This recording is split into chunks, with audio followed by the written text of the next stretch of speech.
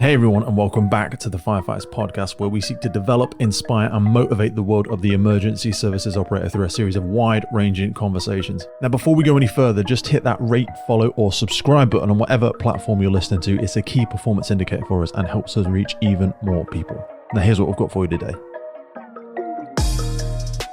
In the fire and rescue service sector, a lot of people talk about leaving it better than they found it. And also, just as many people moan about resources that are out there, about the way that we learn, about that we teach, the way that we hand down knowledge, but very few are actually doing something about it. So today, we're going to be getting into a really interesting conversation with my good friend Adam, who is the creator of Drillbook, which you hear us speak about every single episode. Drillbook is another great manifestation from our constant desire, the same with the podcast, to help firefighters, both new recruits and seasoned professionals, develop their skills, stay ahead of industry challenges, and ultimately trying to build a more engaged, stronger fire service.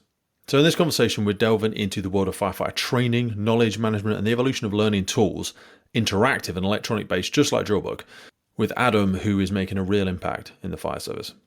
The app that we're going to be talking about, which you can find in the links and find in the bios for every single episode of the podcast, this is designed to simplify training, streamline drills, and also ensure, most importantly, the critical knowledge doesn't get lost as experienced firefighters retire. We're going to explore the challenges faced by on-call firefighters in training, the importance of capturing them, passing down that knowledge, and how technology is shaping the way we train as well. Adam also shares his journey in the fire service himself, insights into app development, his sort of background in technology and what he does outside of the fire service, even without a coding background, and how Drillbook Academy, which is another bolt-on, is introducing short-form training context to enhance firefighter training and engagement. Beyond the tech stuff, because that's not going to be all of our conversation, we're going to cover essential firefighting skills from our own thoughts and how it's shaped the app, mastering things like knots and lines. We're going to talk about the essential ones, why we still do them. We're going to talk about interview techniques that are in the app, improving trauma response. We're going to talk about understanding the significance and quick links, easy placed places to go, about interoperability, about JESIT, major incidents. We're going to discuss how competition training events even shape best practice, things like the National BA Challenge and UCRO, the need for funding in the fire service training to send people to these things and then pass down the knowledge or even put them on something like Drillbook, which is made by firefighters for firefighters to help innovate and effectively make us all better. So whether you're just starting out or going into recruitment, there's a lot of stuff in there as well that is about how to get into the fire service, thinking about the STAR technique and interview skills, and there's decades of experience. So whether you're just starting in, whether you've been in for a while, whether you're going through your apprenticeship, or whether you're the sort of person that wants to invest and put some time into getting your information downloaded so you can help the wider UK fire and rescue service and further afield, because we've got a lot of international users of the app and obviously listening to the podcast as well.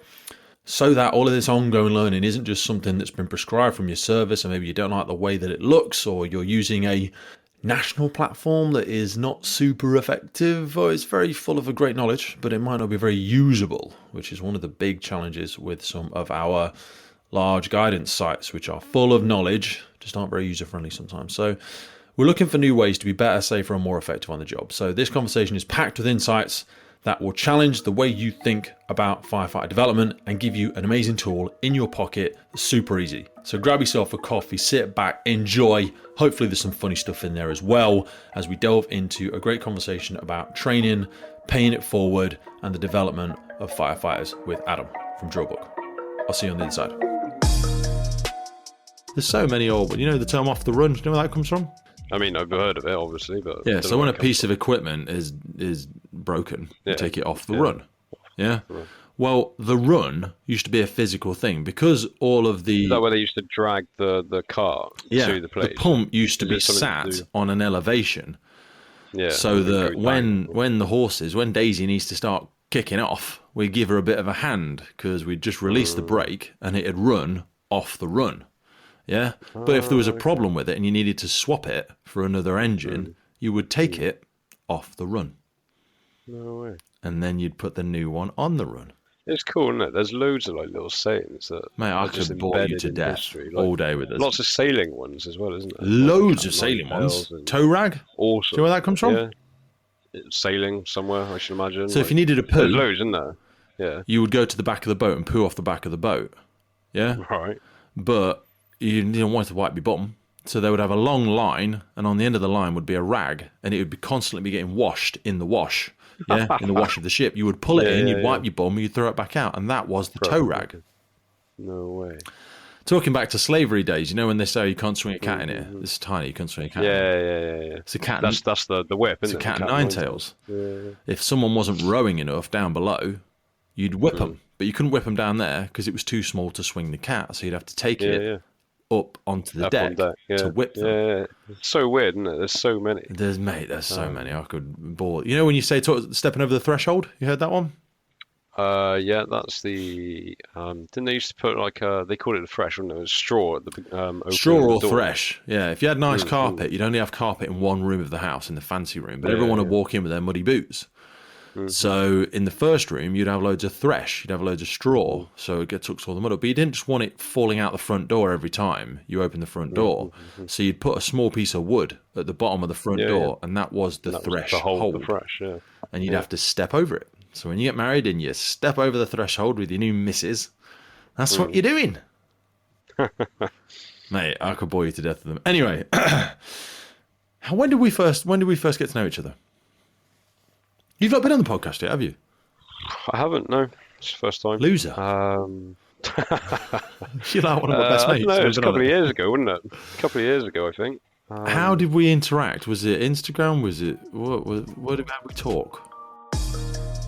This episode is brought to you in partnership with Godiva Limited. Godiva is one of the world's leading providers of specialist equipment for emergency services market. Renowned for innovation, quality and reliability, Godiva produces a comprehensive range of fire pumps, including vehicle-mounted, portable, and their cutting-edge integrated total water flow control system, SAMFlows. I've been using Godiva my entire career as a reliable pump on the fire ground. It is such a crucial element of a successful firefighting team that you want to empower your crews with the very best, reliable, quality product. Reach out to our partners by checking the notes in the podcast. Now back to the show. Trying to think, I don't know. My memory is terrible. I'm absolutely the things come in my head and go straight back out the other side. I'm terrible for this. I think it was just over email. I think I came to you with this idea. It was a sort of a rough concept of what Drillbook is today. So previous to building Drillbook, the reason it came about was because our service moved away from the radio messages that they had at the time to then go towards methane. Yep. And there was lots of isms that they put in. It's not just straightforward methane. Like they've got all these different things under each category that you had to try and remember and everything else. And when they moved away from it, it was just a bit overcomplicated methane, right? So what I did is I actually just built an app that would guide you through all the isms that you had to put in on a radio message for the simplistic methane. So I built this app that every time you had to do a radio message, you could just use it and build out your structured message, and at the end of it, it'd give you a readout of what it was. And it started off as that, and then I started putting things like quick reference guides in there, things like what 3 words locations for boat launches and stuff like that.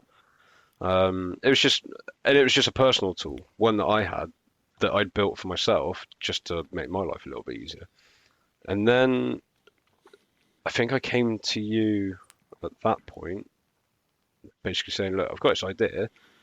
How about if we put drills in it? If we put training ideas in it?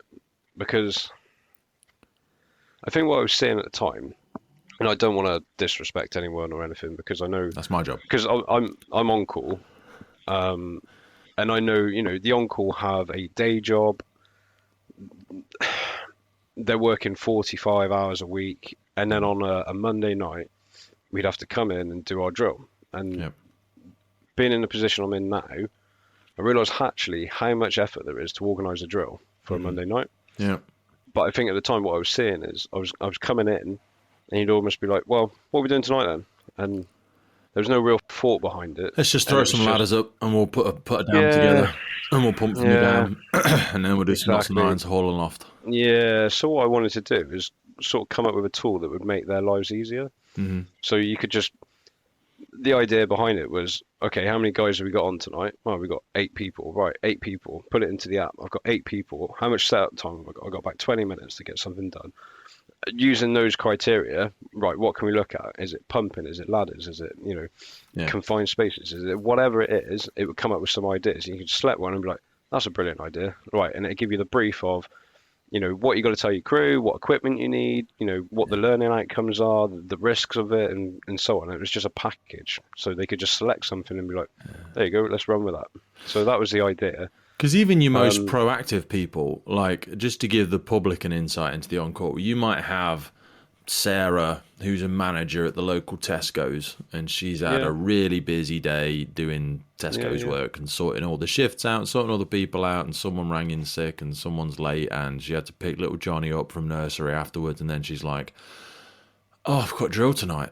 Oh my God, I don't think Pete or Adam are in, so it's just going to be me. I'm the only officer there. She's a crew manager wherever.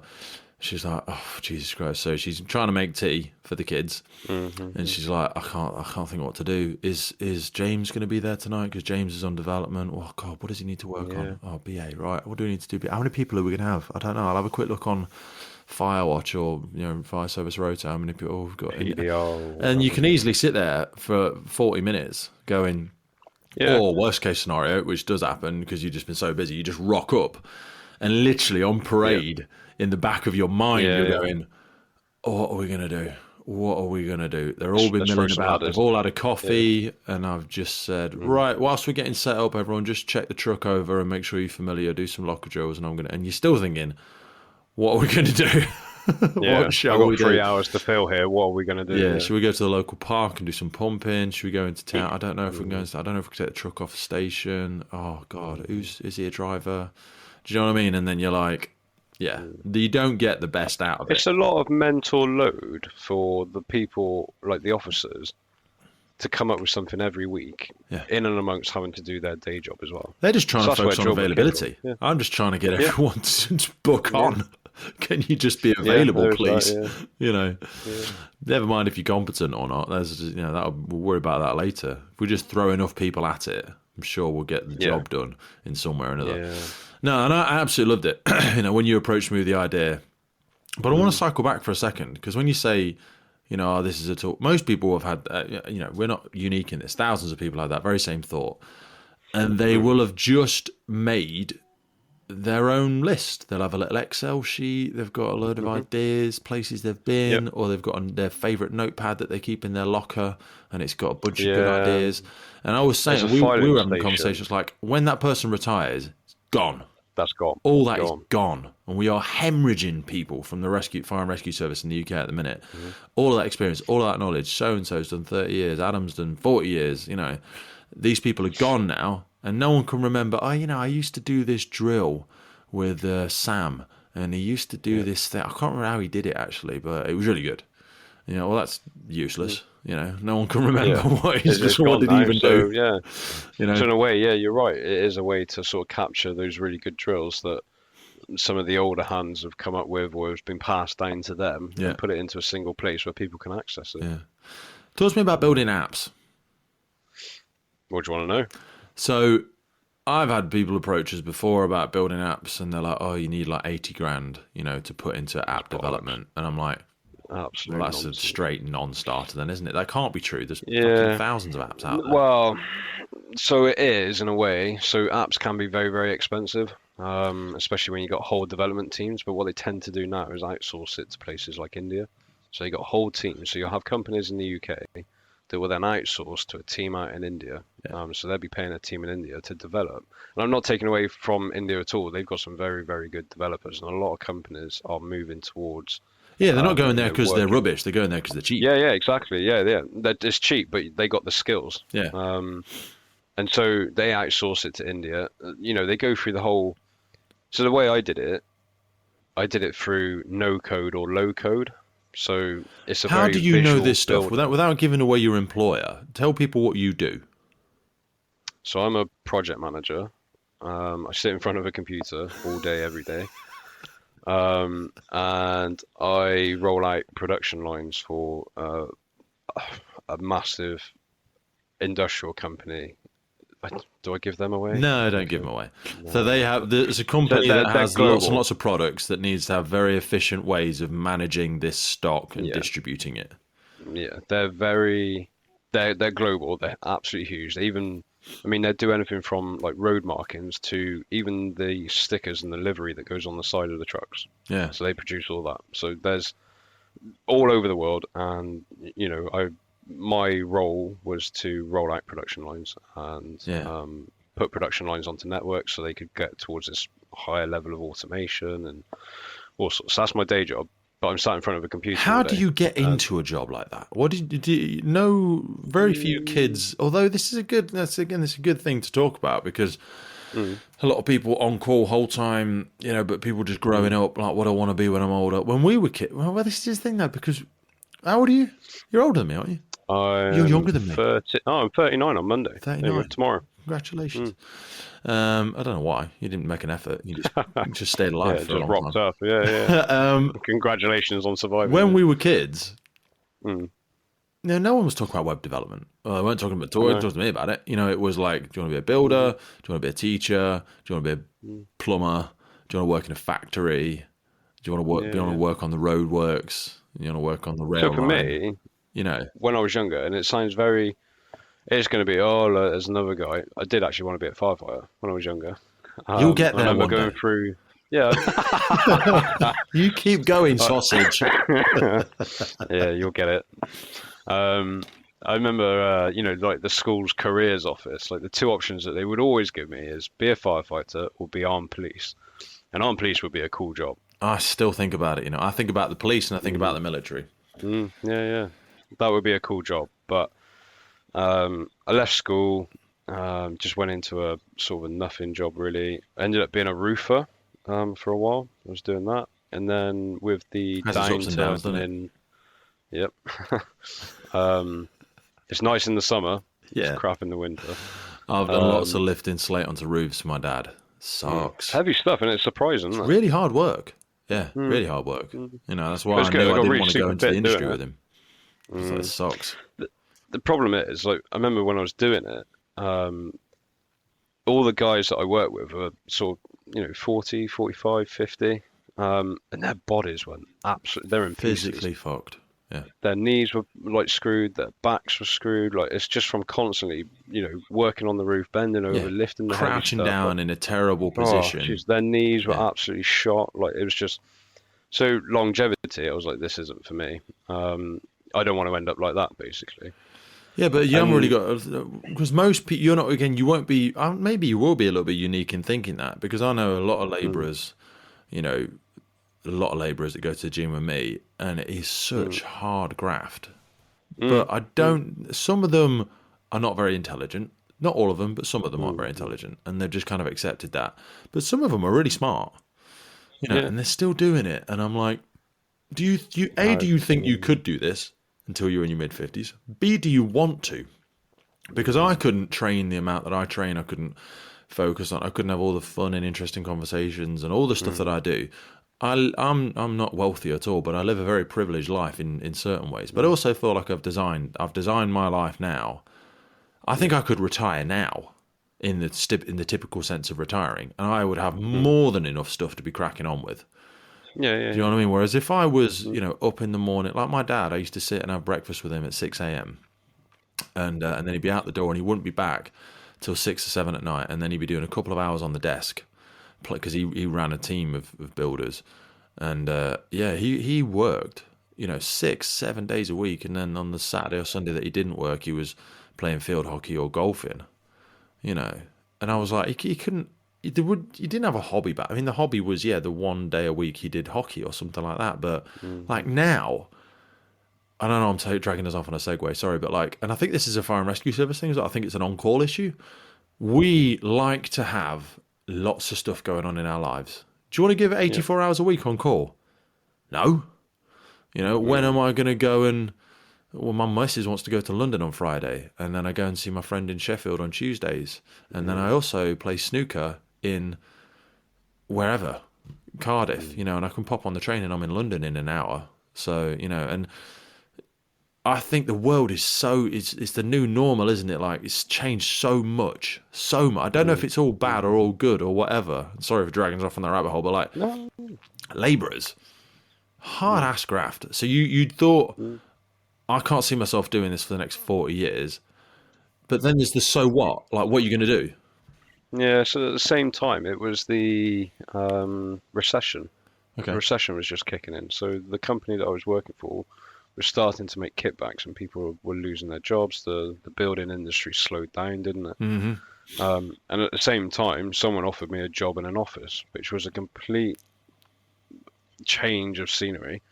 One I think I struggled with quite a bit, coming off a building site where, if I'm angry with something, I'll just go and smash a roof tile or whatever. And then going into sitting behind a desk in a quiet office, I think I struggled with that, not being able to sit down for too long.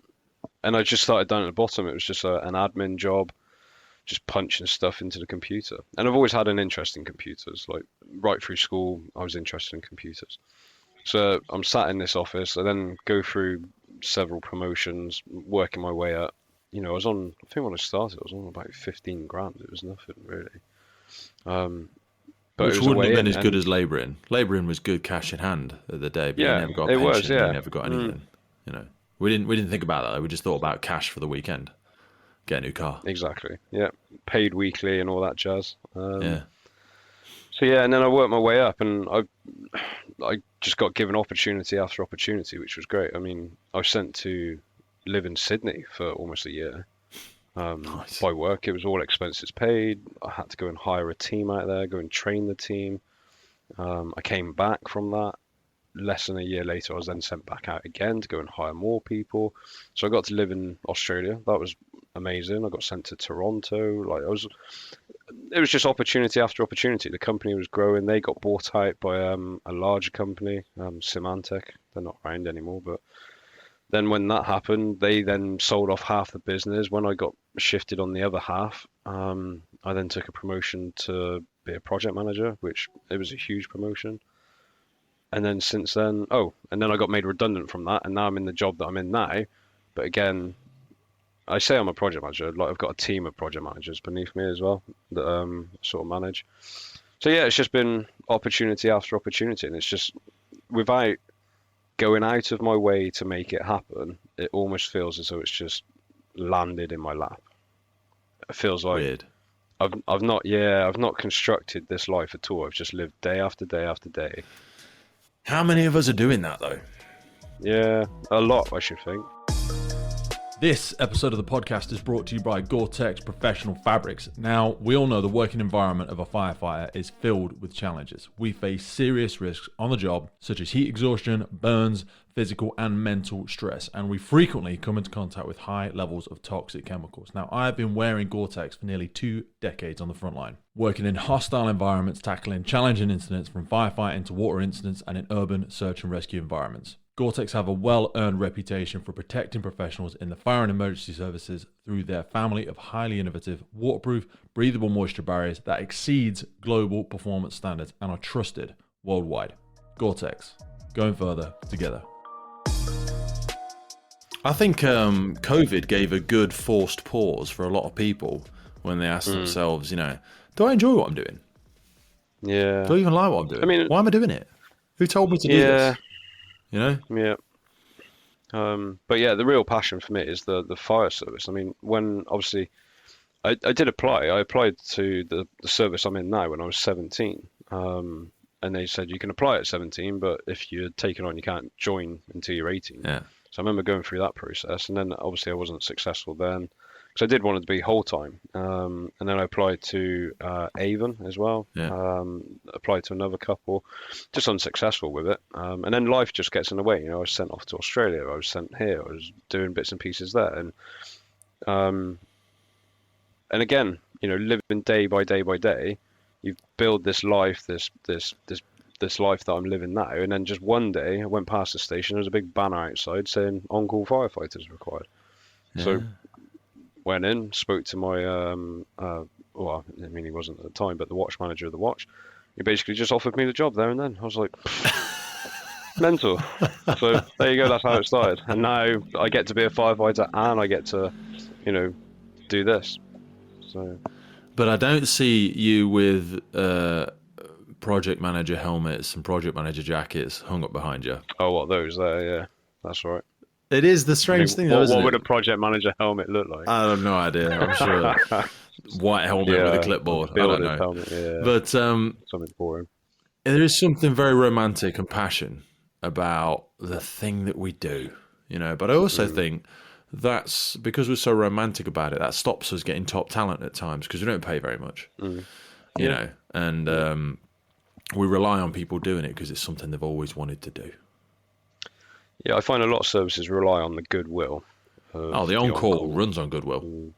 Yeah, isn't it? 100%. Retained. It's non-stop goodwill. I think there's been a lot of push in unions over the last 7 or 8 years to try and get some stuff on salary and things like that. But I think the vast majority of places it's something ridiculous. It's less than £1 an hour, isn't it?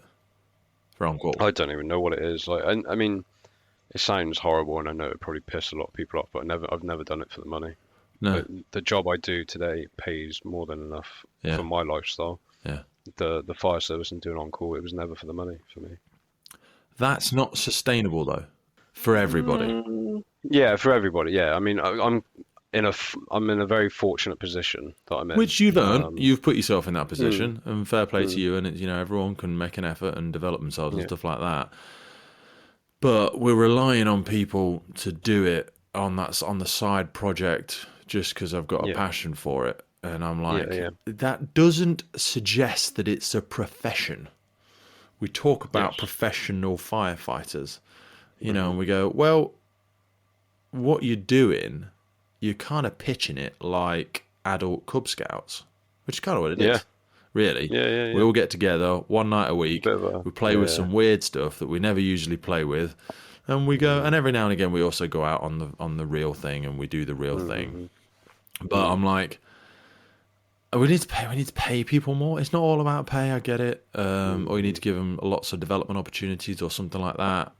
And there is lots of development opportunities, and there's lots of incentives for employers to get their staff, men and women, to go and be a local firefighter. They get their first aid. They get lots of leadership development and all that sort of stuff. I don't think it's enough, though, is it? I mean, it's a big ask for local companies. Massive ask, especially with all the challenges they're facing now. Oh, do you mind if your main manager, Adam, can be released any time of the day? No, I'm paying him to run my goddamn business, which I'm just trying to keep above water anyway. Yeah, exactly. How about ramming? I'm very fortunate. They've always been very, very supportive of it. But there have been times when it's been pulled into question because, most shouts are, an hour, 2 hours max. You miss a meeting every now and again. There have been times when it's been a barn fire or something on the M5 or whatever, and it's taken up 6 hours of my day. Yeah. And, my agreement when I first started was I wouldn't claim overtime. I'd make up the hours, and they'd just let me go as and when needed. The only caveat was that it couldn't affect clients. So if I had a client meeting booked, I have to book off, which is fair. Absolutely. Because they don't want me dipping out of a meeting that's important to a client because the bells have gone off. Yeah. So I'm quite fortunate in that. Yeah. They've been very supportive. Take me back to the app development. So people think it takes thousands of hours. So give a little bit of a whistle-stop tour there of what you do. So in your world, I'm sure this is very... I come to you privately with various little problems from time to time, and you're oh, stupid boy. You never say that to me. No, but you'd be like, yeah, that's ridiculously simple, Pete. How are you alive? Like, how do you breathe every day? What are you doing? Do people let you drive cars? Some of the stuff that you just is very seamless for you because it's part of your world. I sit in front of a computer. Yeah, I sit in front of a computer all day, every day, problem solving. Yeah, and that's just the world I live in, I suppose. So when things like app development, it was a bit of there is a learning curve to it, but obviously I can't program in Python or C++ or Java or anything like that. So you just go and find the opportunity to do it another way. I'm a very visual learner. Yeah. And I found a platform that we use today for Drillbook, which is very drag and drop, build the connections. It looks very wicked. Visual. It looks like something out of Mission Impossible. When you zoom out on it, yeah, there's so many screens on it. But if you think through it logically and piece it together, it all makes sense.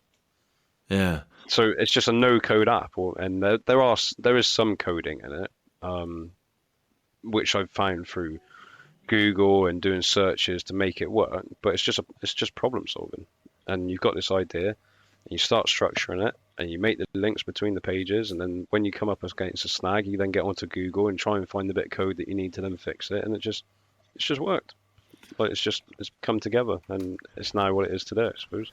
So let's go through what it is today. Because people will be, hopefully everyone that listens will be familiar with this already. They might have just heard the ad read and they've probably never gone and actually had a look at what it is.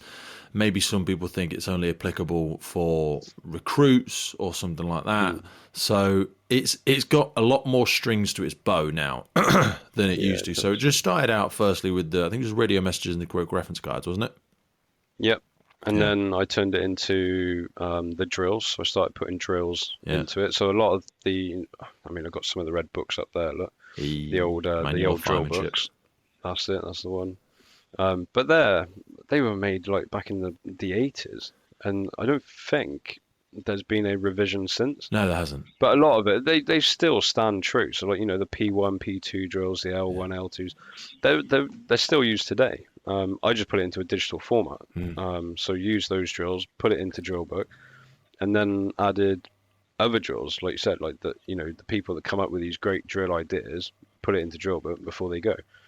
So there's the drills in there now. We've got the quiz in there as well. There's two different types of quiz. They got flashcards and then you got the multiple choice quiz. I think the quiz is the most popular bit now, I would say. I think that has been the really good sort of draw, if you know what I mean. It's the stuff that you do on social media now that we put out on all the platforms. Super engaging because people like to have a little think and they like to to question themselves in the morning, and it's a bit like I also use another app like a vocab builder app, and it just gives me a new word a day to learn. And I think of it very much in the same capacity. People come back and they look at Drillbook and they're like, Jesus, what do I think about that? Or even if there's been an error in the question, which is rarely the case, but was in the earlier days. It's happened. As soon as I put it out, like I soon get messages from people. I've sent you some screen. I know you've said loads of screen, and people are like, seriously, bro? And you're like, oh, yeah. Like, I did. And sometimes it's just as simple. It's just as simple as selecting the wrong answer as the correct answer sometimes. So you put it out onto Instagram, and then as soon as it goes out, within minutes, I'm getting messages. That's wrong. This is wrong. Like, what are you doing? I was like, sure, that's not that. Surely, like, but crap. It still works because it forces that engagement and someone going, no, wait, am I wrong? And they're probably going to go and check, and they'll probably Google it. And so we're not doing that. You're not doing that maliciously, by any stretch of imagination. They're just little errors that pop up every now and again. But when we started looking at all the other options for it, I think we get to knots and lines quite soon after that as well, though. Yeah, there's some knots and lines in there. In fact, actually, I've just done some filming, like. Yeah, now that you've got the nice Gucci thing on the table. Yeah. Oh, what the mat? Yeah. So I've got a couple more coming for the videos. Actually, one's for you. Like, obviously, you wanted one as well. Oh, it's awkward. I did ask a long time ago. Yeah. Didn't want to bring it up on here. Saying that, actually, I got an email yesterday saying that they've just shipped them. So me too. Yeah, I did as well. Yeah. It's like the taxi driver. Where is he? He's just turning your corner, mate. He's fucking not. Yeah. I'm looking at the corner. He's not here. Yeah. It is en route. It's en route. It's in the post. Yeah. But I thought the knots and lines again, because we did initially, or you as well, like we started thinking about this for recruits. After we got off the radio messages, which still goes on through development now, we were like, most people that are super eager at learning, and I had a long conversation with a girl called Lauren yesterday, who's just been selected. Yeah, she's just been selected to begin whole time in a service in the UK. And she's doing an Instagram thing, isn't she? Yeah, she's doing the Instagram thing. Yeah. So she connected with me and Siobhan and the other girl who's got us for Ange Everington. And I was just like, 100%. It's incredible. Go for it. Go for it. Share your story, because people want to know, because you can't really learn about this sort of stuff. And again, it's another thing about Drillbook. Yeah, it's useful if you're in the service, but if you're not in the services and you're like, what sort of stuff do they do? What are they like? That's when we got into the interview questions. Yeah. Interview questions was a great addition, but sorry, before we jump past this, the knots and lines, people that are unfamiliar, There is, oh God, I don't know why I've just said this, I'm going to trip myself.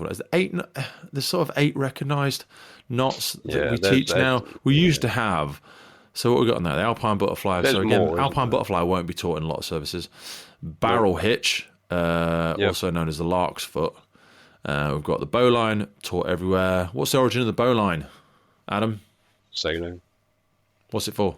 For mooring, wasn't it? No. Oh, go on then. Because a mooring hitch, or any kind of mooring knot, you want it to be self-constricting, because you want it to hold. Okay. But you also have it as a quick release, like a highwayman's hitch.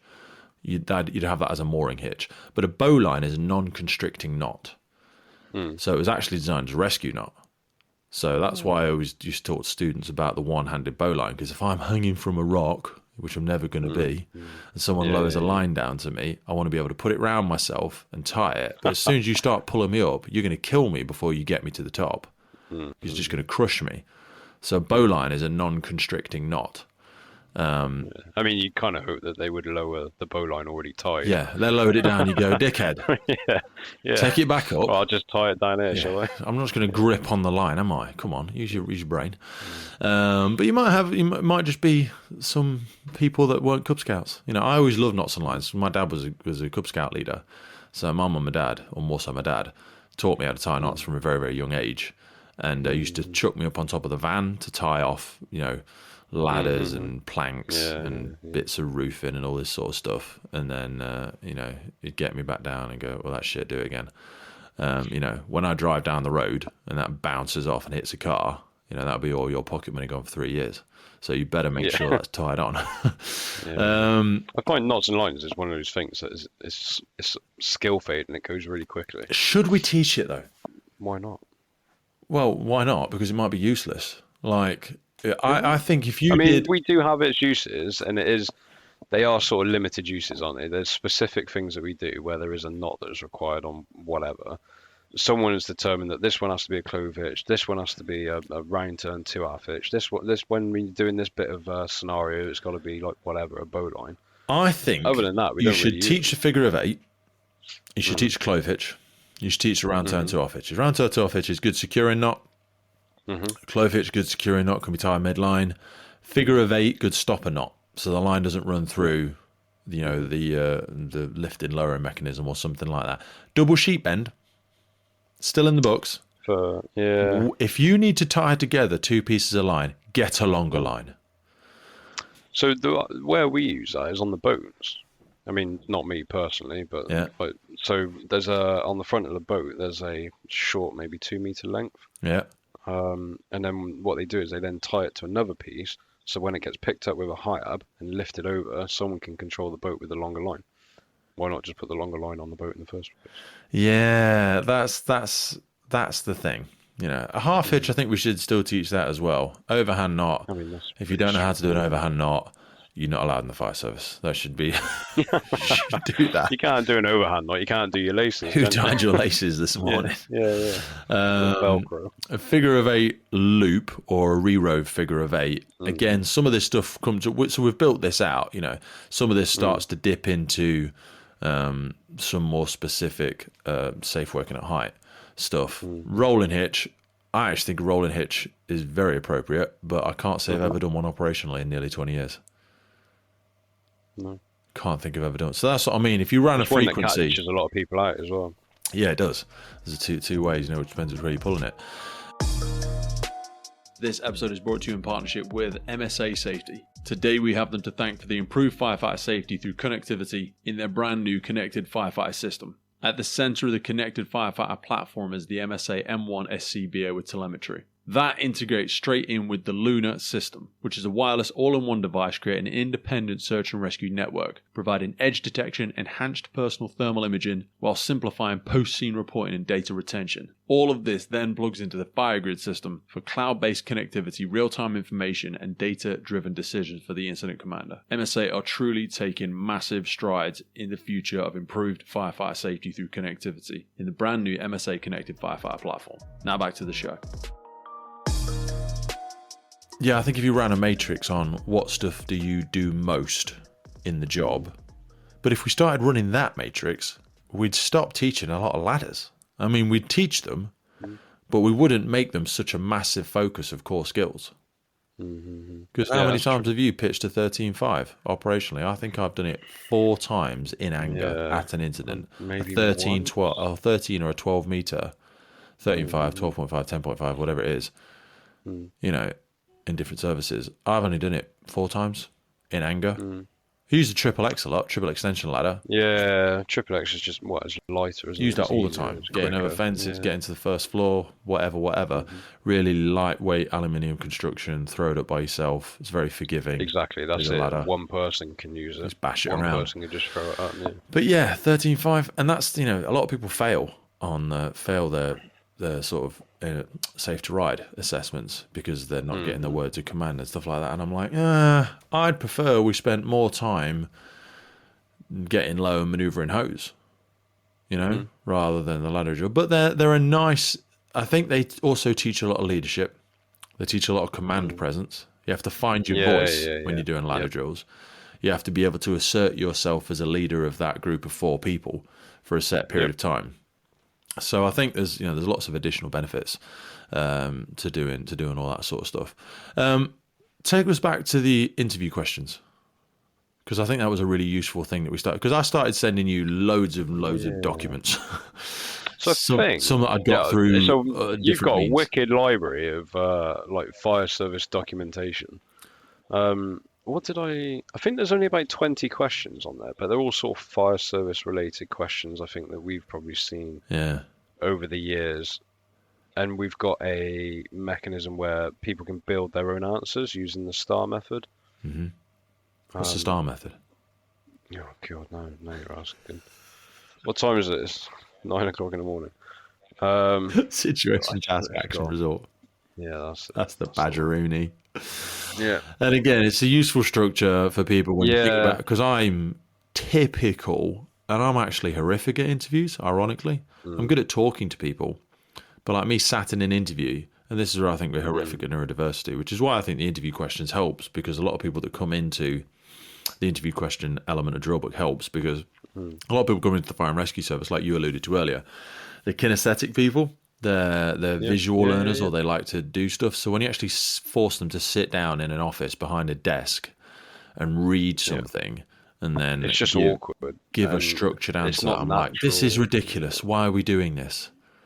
Why are we doing this? This is a stupid way of doing it. I think it's a stupid way to recruit firefighters. I'd just have a load of team building days and assess people on a series of metrics around teamwork. But anyway. When I could be done a lot better, couldn't they? Yeah, when I sit down to answer stuff, my ADHD brain drags me down 27 rabbit holes, which is obviously how the podcast ended up happening, because in this domain, sometimes it works. But in an interview, it doesn't work. So you need to have a set structure to be brief, concise, to the point. What was the situation? What was actually happening? What was the task that needed to be done for it to reach its success? And what was the action that you did to achieve that task that you did, not that everybody else did? And as a result of the action that you did within the task to fix the situation, what was the result? What was the outcome? And then also, if you want to build on that, what did you learn from the experience? What was your reflections on that? I did this, it didn't go well, I'll do better next time. I did this, but I think it could have been better, so I'll do this next time. So yeah, we encourage people to adopt that, because it's still used in the vast majority of fire and rescue services when they're sat down doing an interview. It's a nice way for you to be concise with your answer and know how to move from one logical bit to the next. But yeah, I've had a lot of great feedback on those interview questions. I think they're very useful for people. I think a lot of people use it. We started thinking about, what else does a firefighter do? Like, we've got, obviously within the drills, there lives a lot of road traffic collision and all that sort of stuff. But we spoke about having separate areas for safe working at height and road traffic collision. And the trauma skills was a great addition, because we started getting a lot of information when we started exchanging documents and stuff. There's a lot of stuff in there around the growing role of trauma. And 10-second triage came out. 10-second triage came out a couple of years back. And there's lots of ways that we measure the consciousness of people, and my brain's gone empty for a second. Or the old GCS scale. GCA, Glasgow Coma Scale. We don't really use that, though, do we? No. I mean, What have we moved to FPOS now? or FREC or whatever, we don't really cover that off, but a lot of the ambulance service do. But it's good to know. Oh yeah. But there's something else that we use now, isn't there? God, I can't remember what it is. That reminds me of something else I need to send you actually. Yeah, there's a new scale that we're aligning people to, but it is encompassed within a 10-second triage effectively, I think. Oh, it's gonna. My brain's failing me. I'm not gonna get it. But yeah, the trauma skills area was a big one. If coats. So I'm not sure which one of us this one came from, but it's an old thing that I always was encouraged to do. Yeah. Again, been around for years, hasn't it? Yeah, and there used to be big if coat documents for people to do a presentation on a piece of kit. So when you're on your development, it will be part of your development probably is to give a presentation about a piece of kit to the crews. And it could just be ad hoc.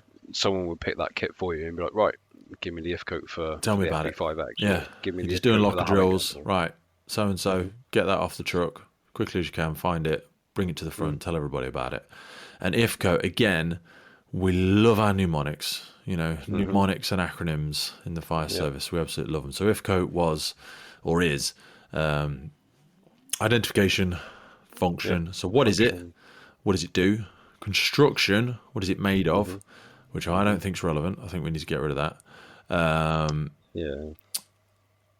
Operation. How do you make it work? Advantages and disadvantages.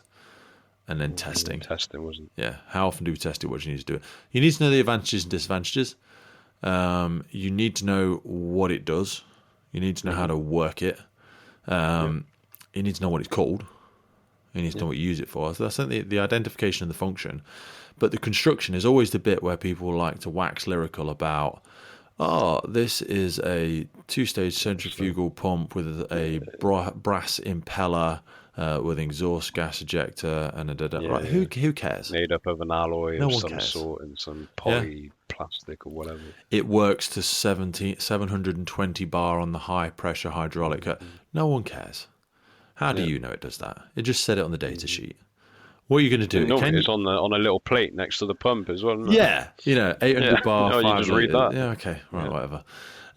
But I think you need to have a comprehension of its capacity. Certainly when it comes to a pump, like what's the maximum literage this can pump per minute? What's the safe bar that you should operate it at, or something like that? But when it comes down to how many ribs are on the rubber mat, no one cares, and it doesn't matter. No, it doesn't. And equally, but they're good though. I do quite like if coats because it is a good way for people to learn, especially like new recruits, to get familiar with the kit that's on the truck. I want you to know how long it things lasts for, like the battery or the fuel, like the Give me the critical stuff. The 8.5. I always say it lasts about 85 minutes because it lasts an hour and a half. So that's how I always remember the 8.5s. Oh, okay. The LPPs because it lasts about an hour and a half of fuel, and that's an easy way to remember 85 minutes. But as long as you know how to use it, I always used to say to people, I don't want to know the molecular makeup of marmalade. I want to know if you can open the jar. Yeah? True. I don't want to know the biological disposition of a banana. I want to know if you can peel it. Yeah? So don't come and... I love when we're doing pumping and people want to get into the physics and they want to talk about that stuff. I'm really interested. But then that's a good understanding. That's a good understanding of how the thing works. And as a professional firefighter, I want you to get there eventually. But for the first few weeks of the job, I want to know you can use it safely.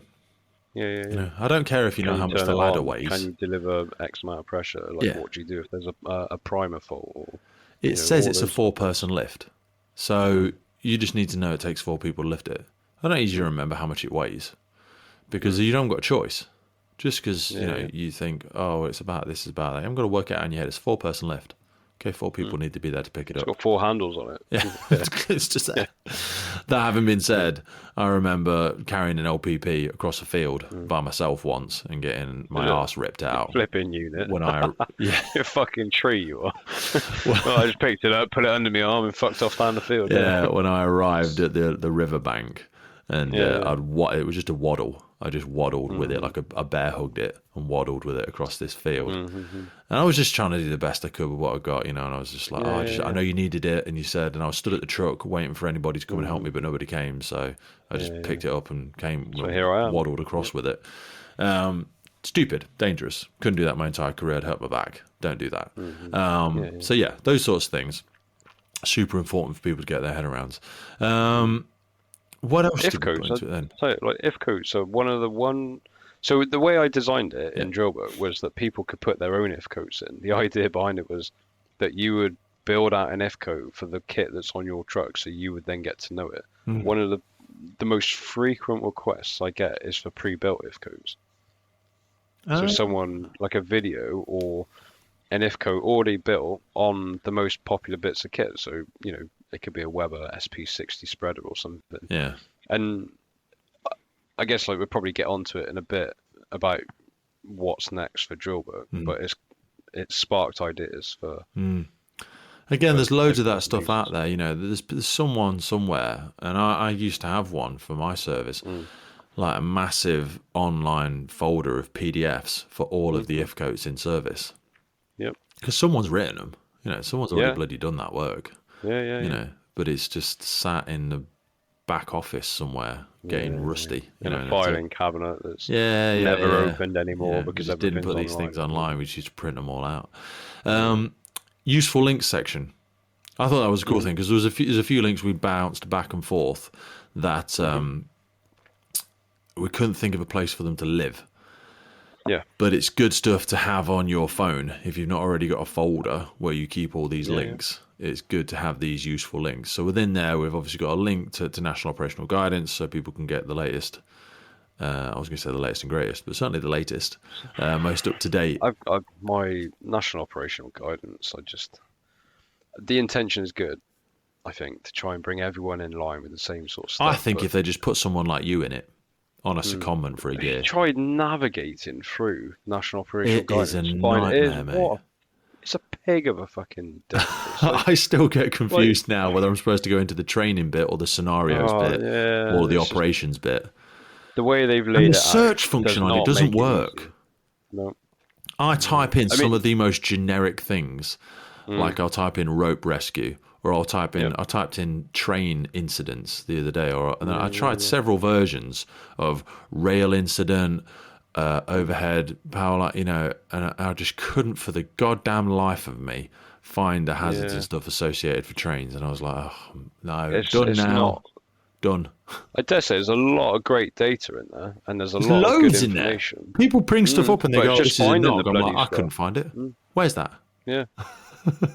Don't know. I went down this little rabbit hole and I clicked about 16 different links and landed on it. Yeah. Could you find it again? No. No, not a chance. And equally, because since they did the login for it, even if you save the link, then you click on the link to go back into it and it asks you to log in, and then once you've logged in, it doesn't take you, because you've interrupted back to the link. It takes you back to the home page and you can't launch the link through it. Didn't they put the login on because there was a lot of training providers like Capita that were using it? Who cares? Yeah, but then they squashed it and was like, right, this is not MI5. These are not state secrets. Do we care if a member of the public or a terrorist knows how we respond to a bloody building collapse? No. Come on, get a grip. We do no difference to anything. There's nothing on there I'm not an important person in the government, but I don't think there's anything on there that's a national security threat. So get rid of the login. No. Anyway, National Operational Guidance is on there because people should refer to it. And there is a lot of incredible work that has been done inside if you know how to navigate it well and efficiently. That's the key, 10-second triage, on the other hand, that tool will take you straight there. So if you don't know what 10-second triage is, you can click that link and it will take you straight through to it. And it's a really useful tool, and we encourage people to print it off, laminate it, put it in your pocket. It's really good to have. Super easy. When you're on the trucks, very easy to navigate. Paramedic will thank you for having it rather than you telling them some long arbitrary story about your day, and they just want this. They want this information. Yeah, that's what they want when someone comes to talk to you. Don't tell them that you did a lifeguarding course and you used to be a first aider at work. No one cares. No one cares, okay? Just tell me the thing. Euro Rescue app, really, really good. So similar to the ERG, not the ERG, sorry. There was another one that's like Euro Rescue. Can't remember what it is. I used to use a different one, but it didn't stay up to date. You want about the crash data? Yeah, no, the crash data we have on the trucks. There used to be another app. I can't remember what it was, but it didn't stay up to date as much. So Euro Rescue has got a lot of the newer vehicles on it. It's got all EV vehicles on it and stuff as well, hasn't it? Yeah, that's good, that one. Euro Rescue, you can use can you use number plate recognition on Euro Rescue? Yeah, I think you can, Yeah, I think you can as well. So yeah, that's why Euro Rescue is really good. So guys and girls, when you go into an incident, it's an RTC, road traffic collision, and you want to know stuff about that vehicle. You want to know where the airbags are, what the fuel type it is. It's particularly important, I think, for EVs because they're not all the same, are they? So for petrol and diesel vehicles, things like airbags are generally in the same sort of positions, aren't they? Like they're all, the curtains, it's going to be somewhere in that rail. For things like EVs, where the disconnect or the safe disconnect points, they're in different locations, and they might not have just one; they might have multiple. Yeah. They definitely got multiple batteries and isolation points and so on, and you won't know that unless you looked at that data. Yeah. Like in a lot of the big EVs, all the batteries are in the floor pan, but I was in a 4x4 the other day where all the batteries were under the back seat, or they made up most of the back seat. Yeah, so if you do start I know what you mean. puncturing so if you into start spreading for a B-post rip or something, you're pressing into that battery. Yeah, you're going to puncture one of them little capsules, one of them pouches. Then you're in a whole world of shit. Trouble. As it starts hissing out all this toxic explosive gas. Everybody runs away and leaves the casualty in the car. So Euro Rescue, really, really useful to have that app available to you guys and girls. Go outside and try it on your own vehicle. You'll find out stuff about your own car you didn't know. It's important to have that information. We've got JESIP on there. What does JESIP stand for, Adam? Joint Emergency Services Interoperability Program. Back of the net. Boom! Yeah. So yeah, we're supposed to work nicely with our friends. Police, ambulance, fire, other first responders. I think a lot of that's just common sense, though, isn't it? It is, but you get an incident with. It's nice to have the structure, but it's nice to have the structure and just communicate with each other. Yeah, people when they're arriving at incidents, we should all be aligning to that same joint decision-making model. So it's a good way to work through it. So you're gathering the information, you're assessing the threats, consider powers, policies, and procedures. Who's in charge of what? Who has the power to do what?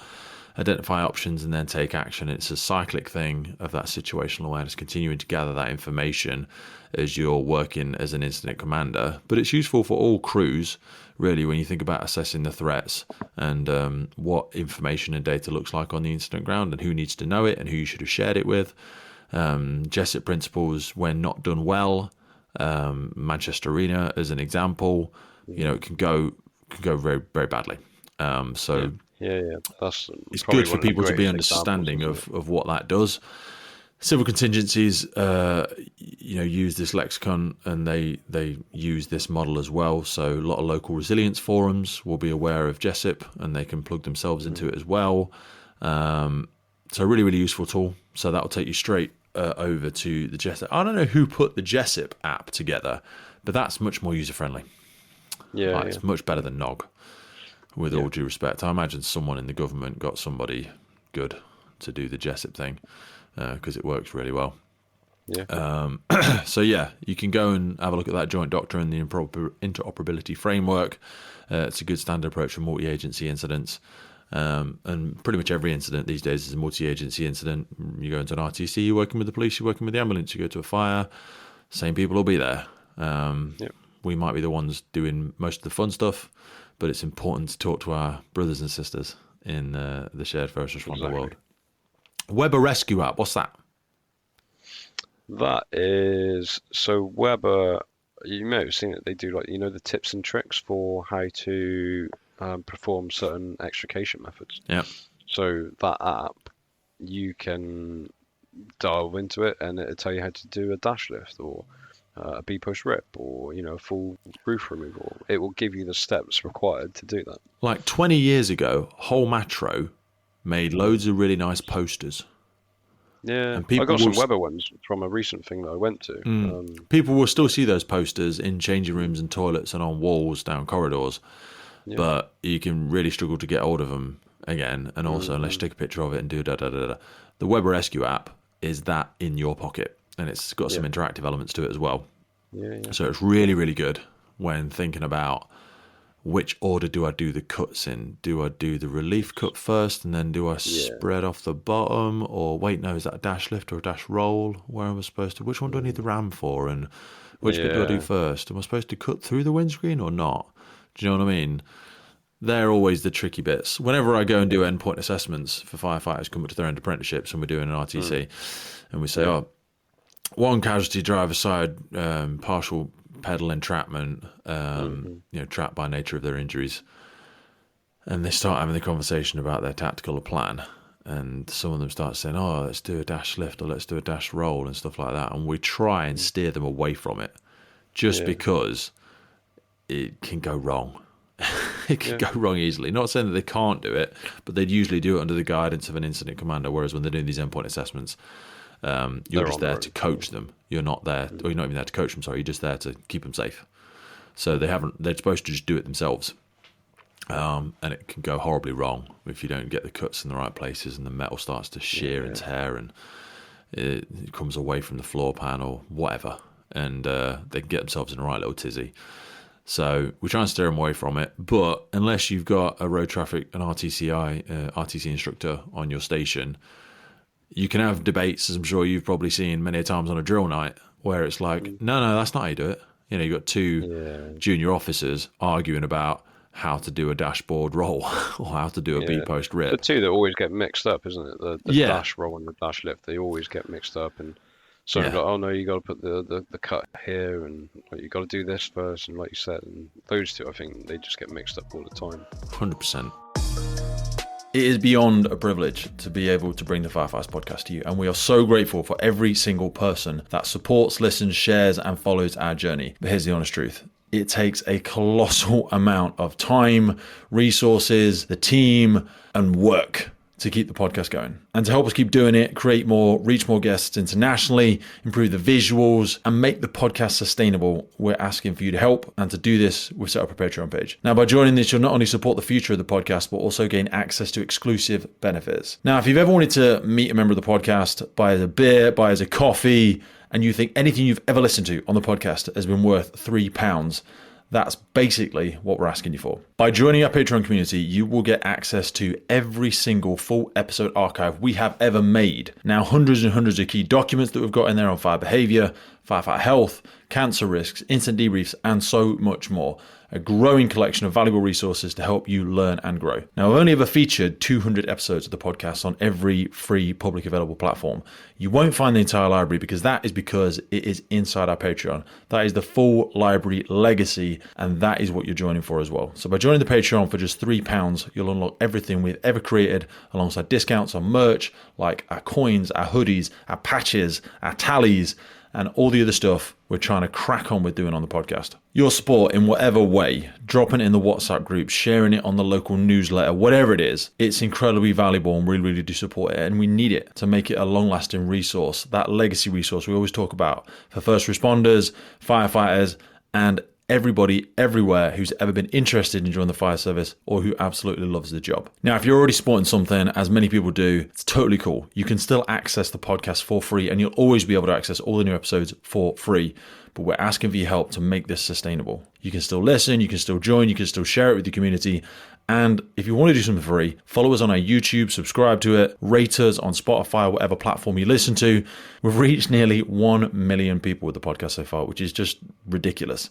And we want to keep growing, we want to keep sharing the insights, and we want to keep showcasing the incredible work happening in our community and our sector every single day. So if you feel like you want to join the Patreon crew and help us make this possible, head to patreon.com/TFFPC or check the link in any episode podcast notes. Thank you for being here. Thank you for supporting us. We'll see you on the other side. I think we need to add a link in for UKRO. Can you make a note about that somewhere? Oh, yeah, I can, yeah. So UK Rescue Organisation have started doing a lot. They do have a paid academy, which you have to pay a lot of money to be part of. But they have also got a bunch of free resources on their website, and we had Ian Greenman on the podcast recently, chair of the UK Rescue Organisation, or he might be president, or don't know what his Rob is, but he's an awesome bloke, and they're doing a lot of great work there. So Weber, obviously a manufacturer of equipment, so they know gold standard of how to operate the kit, and then they work with fire and rescue service specialists' expertise, in quotes, to come up with appropriate extrication techniques to align with how we might go about the job practically. Whereas UKRO are kind of coming from the other direction.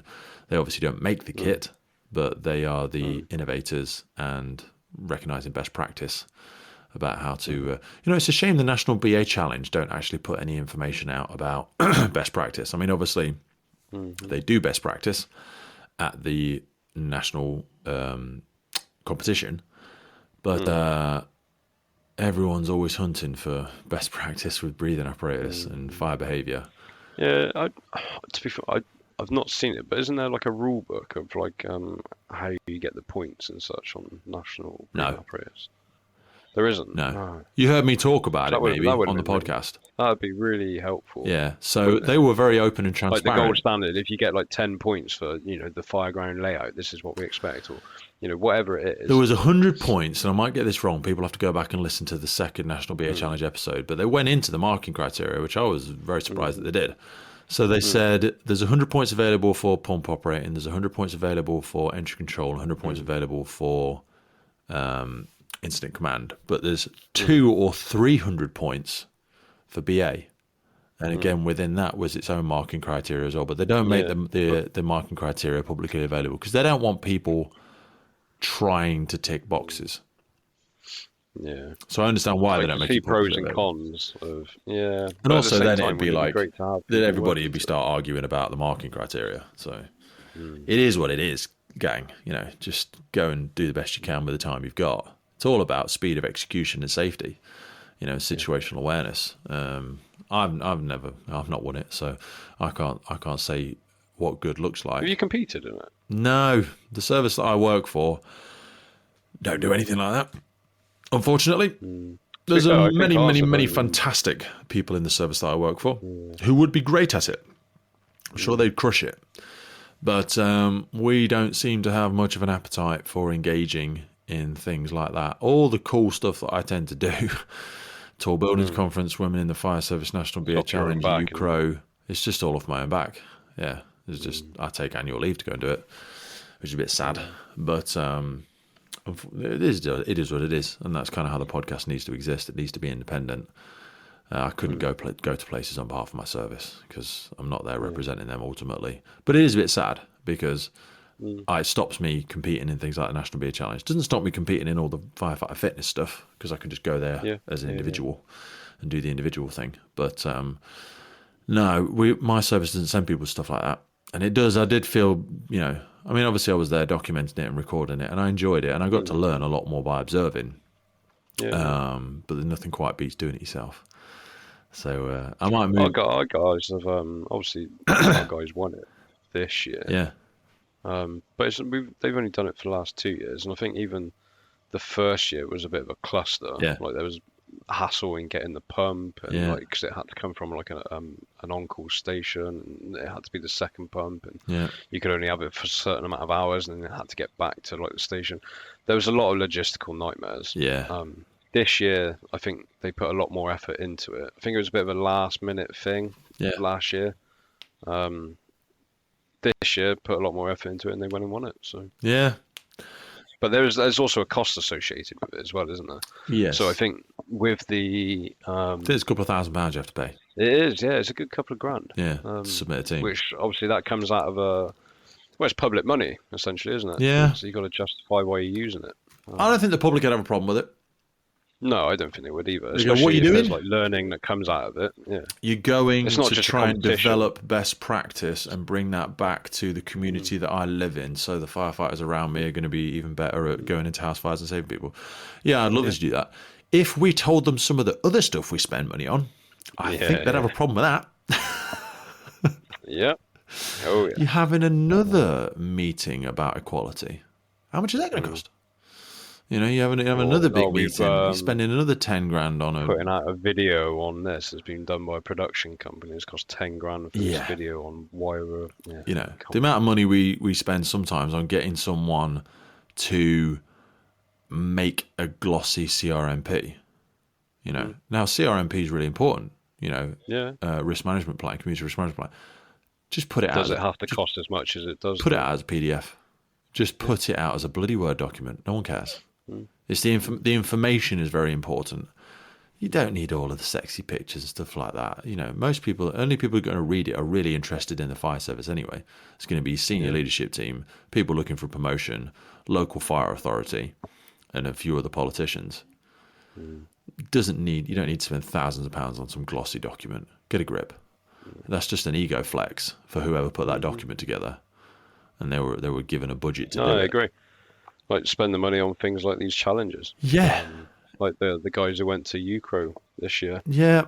All came back and put together an all-day seminar thing where there was like talking points about different aspects of like EV vehicles and extrication methods, the exit project, and all the bits and pieces that they'd learned from UCRO. Came back and put together an all-day thing with demonstrations. They had some. The guy from PackX was there. Like there was bits of like free posters from Weber and all that sort of stuff. Turned it into an all-day thing. Brilliant. Yeah. And even beyond that, there's so much more juice and squeeze there. You could ask them to record some videos for your training department. You could. Exactly. Yeah. They're not coming away going, this is the best way to do everything. They're just saying, hey, look, this is some of the weird and interesting stuff we saw the other teams doing. This is something we hadn't thought about before, and this was a challenge that we hadn't considered before. You know, it just gets you thinking, doesn't it? It's like, you know, there's some of the stuff that they came back with was EV vehicles, and when something goes into thermal runaway, you know, and how do we do that, and having BA on standby, and how would we transition into that type of rescue? Really, really important stuff for people to have in the back of their heads. What was really cool about this thing is they actually had some of the battery packs. They had them laid out, so you can actually see what the actual battery packs are and what they look like, and what the isolation leads look like, and what the because some of them are like cut loops, aren't they? And some of them are actually like pull plugs. Like, so it's just good to see it rather than just look at a document that says, "Oh, you're going to find it here." No idea what it looks like until you see it. First time you'll ever see it is when you open it up and you turn to each other and you go, "Do you reckon that's it?" Yeah, I think that's it. It's a bit like the picture I've seen once. I heard it's supposed to be orange. Yeah, I think that looks orange to me. All right, should we cut it? I don't know. You should cut it. I'm not going to cut it. You know, what if it goes bang? Do I have to wear electrical gloves? I'm just going to lean away whilst I cut it. Yeah. Well, that visor down. Do I need to stand on a rubber mat? I don't think so. I can't remember. I think it'll be all right. Yeah. Just get the recruit to do it. Yeah. That's it, yeah. So I think we've gone through a lot of the functionality of the elements of it there. There's a few other things I wanted to talk to you about. I want to talk about what's coming next with it. I want to talk about trauma card. Yes. Where do you want to go first? So no one knows what that is yet. What is it? So what trauma card? Do you want to go other development ideas? Go other development ideas. Go there. Okay. So what's in the pipeline? I'll come back to what's next for what's behind the wall that no one sees. So there's a few other ideas that I've been working on in the background that I've not given as much focus because, you know, time's limited and so on, and doing Drillbook and work and on-call and all that jazz. But I have built out some other applications that potentially could be really good. I think maybe I need to put out there for people to get involved in it and help out with it because I just don't have the time to. You just told me off for not doing that a minute ago. Yeah, I know. We're all bad at it, aren't we? No one likes asking for help, do they? But one of the ideas is trauma card. And it came about because of misinformation around incidents that you turn up to. Yeah. So what I was hearing a lot of was, you know, if you go to an RTC and someone's got life-changing injuries, they're fine. The problem with the fire service is we package these people up and we send them off and we never hear about them ever again. Mm-hmm. And then you get the rumor mill. So I know of instances where, you know, there's been babies involved and whatnot, and we've been told, oh, they've died. Speak to someone else, oh, no, they've lived. speak to someone else again. Oh no, they're definitely dead. Like it's almost having to relive that thing of, did we do enough? Didn't we do enough? Did we do enough? Didn't we? And it's all that back and forth, misinformation, or you'll package someone up, send them off, and you won't hear anything. And then 6 months later, you'll be talking to another crew on another job, and they'll be like, "Oh yeah, that person died." And it's just that you're not able to close the loop and get closure on it. Exactly. That's exactly it. Yeah. So that's what triggers a lot of trauma. People going, "Did I do the right thing? Did I not do the right thing? Should I have done more?" Did they And I think the problem is, some of it is, there's the privacy laws in this country are very strong. And so people can't share information like that. I think ambulance, obviously police would know because of, if someone has died, then there's a criminal investigation going on. Ambulance, by all accounts, ambulance don't actually have the right to know either, but because they're in the environment, taking people to and from hospitals, they can find out fairly easily. Yeah. How's so-and-so getting on that we dropped off last week? Exactly, and they're more inclined to talk to that person because they're a paramedic or whatever. Fire service, bundle them up, package them off, and never hear again. No. And we're the people that they get first contact with. Yeah. Usually. So we're with them right from the beginning, but then we hand them over. Yeah. And, I just think there was a better way of doing it. So, and there's a lot of, I mean, we call them diffusers in our service, where after a horrific accident or whatever, they come and have a chat with you. Some call it trim, some there's other different bits and pieces. London's got a new weird one. I don't know what, London's got something different, which is no bloody surprise. But yeah, I think a lot of UK fire and rescue service do trim, and then there is others that have the diffuser element of it. Trim, it all came from the military, trim did. Yeah.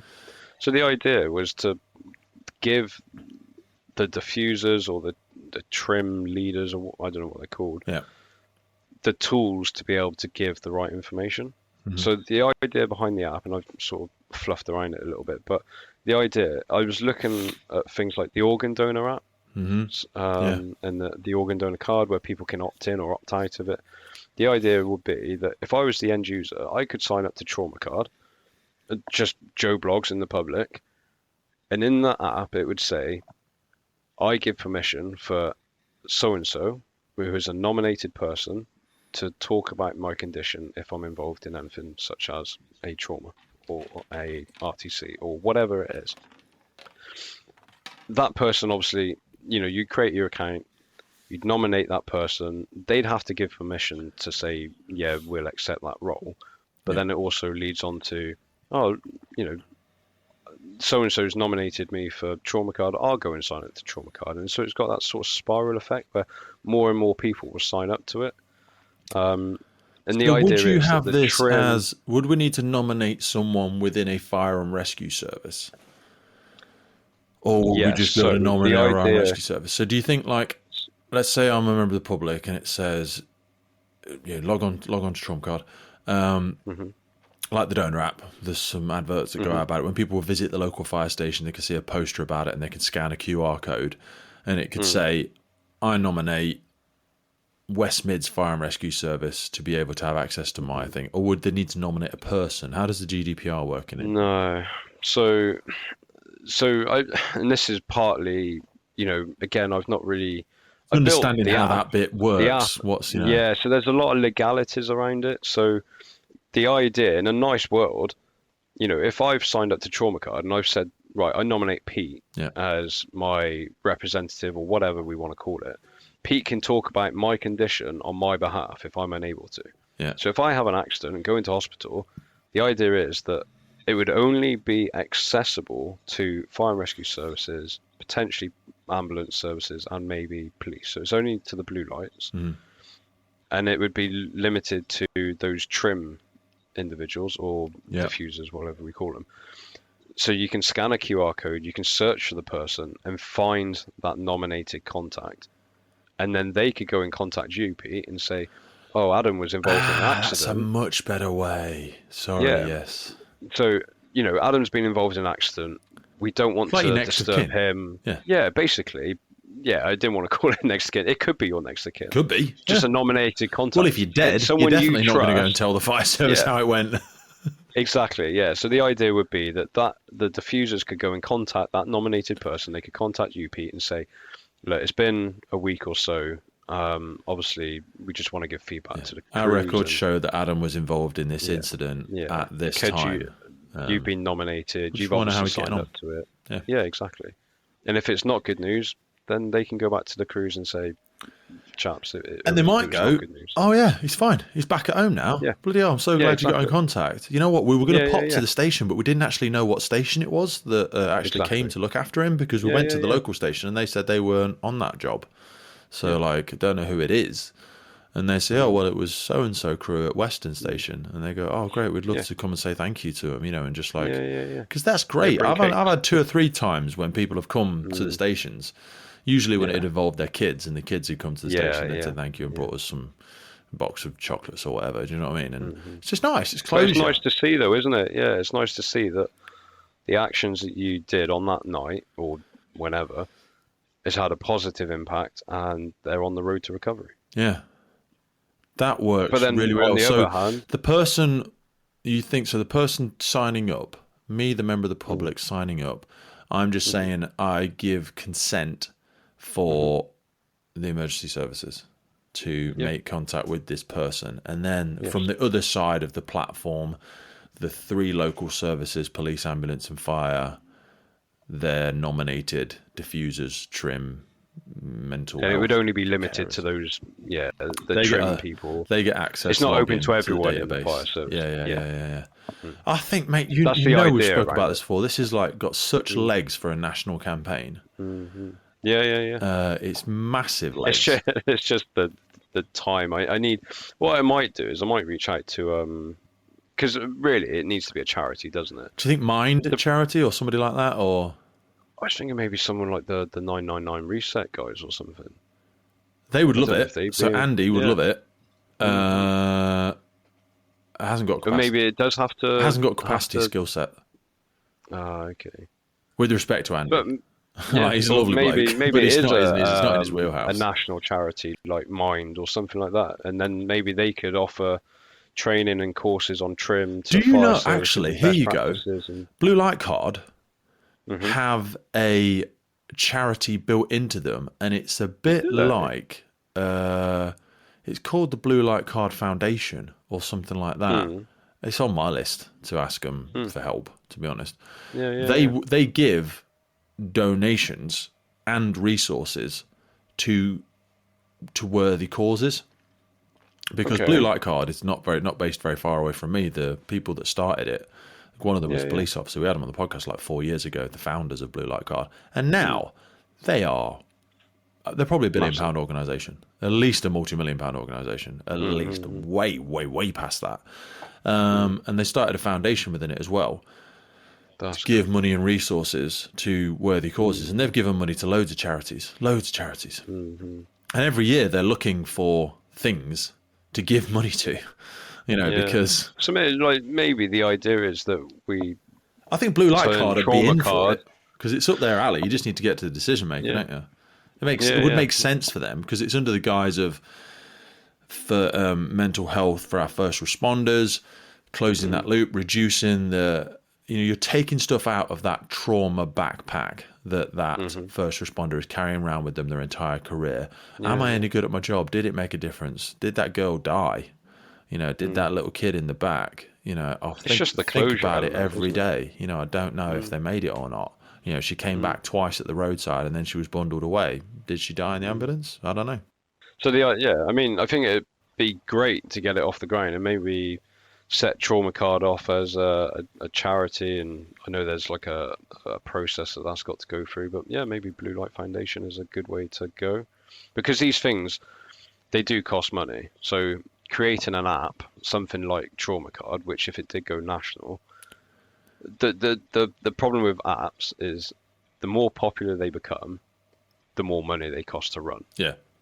So it's all done on database actions and everything else. So the more people that use it, it's the same with Drillbook. The more people that use it, the more money it costs. So in a way, the greater the success of your thing, the more it's going to cost you money. So Yeah. it's just, I don't know. Well, I need to look into it more. I do. It is a good idea. It's an incredible idea. I think it's a brilliant idea, to be honest. Like, I know it's my bag, and I've sort of been like, oh, this is great, but I've not. No, I think I've it's sort a great of built idea. the app for it. You've had some shit ideas, and this is a good one.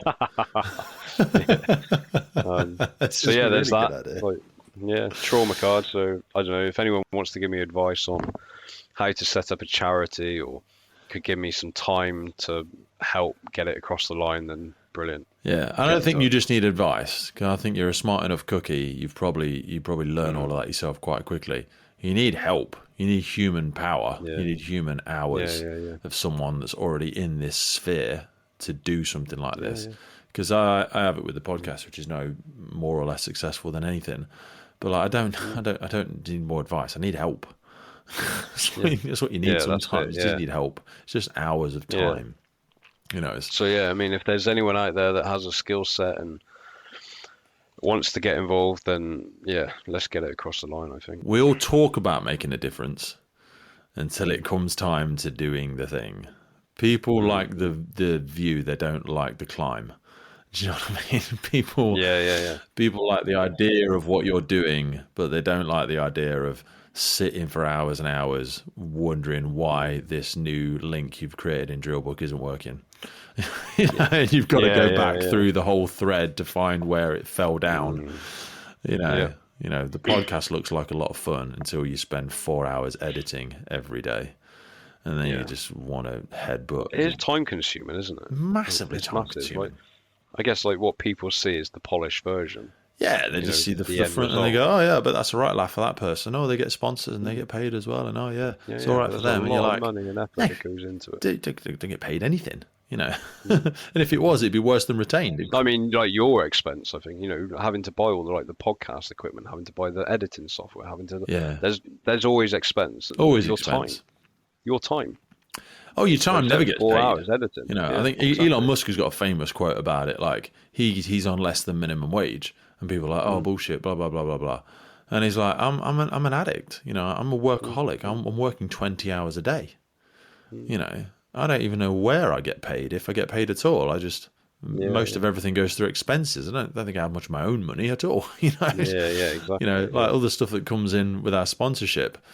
I've never been paid anything from the podcast. It's never sent me. I've never given an invoice. It's never sent my bank account a payment. Yeah, exactly. Yeah. You know, it's all, I took a train there, I bought this bit of software, I bought that bit of kit, I ordered something off Amazon, we started making some hoodies or some t-shirts, or we had to pay for the Riverside for another year, and then we had to pay for Spotify, or not Spotify, I have to pay for the hosting platform, and then this, and then the Google account for the teams to work on, and then the Canva account, and then it's all the hidden stuff, isn't it? Just the tools that help you get the thing to the end. That's where it's the old mining. You know, when mining, do you know who got rich during the mining era? People that sold picks and shovels.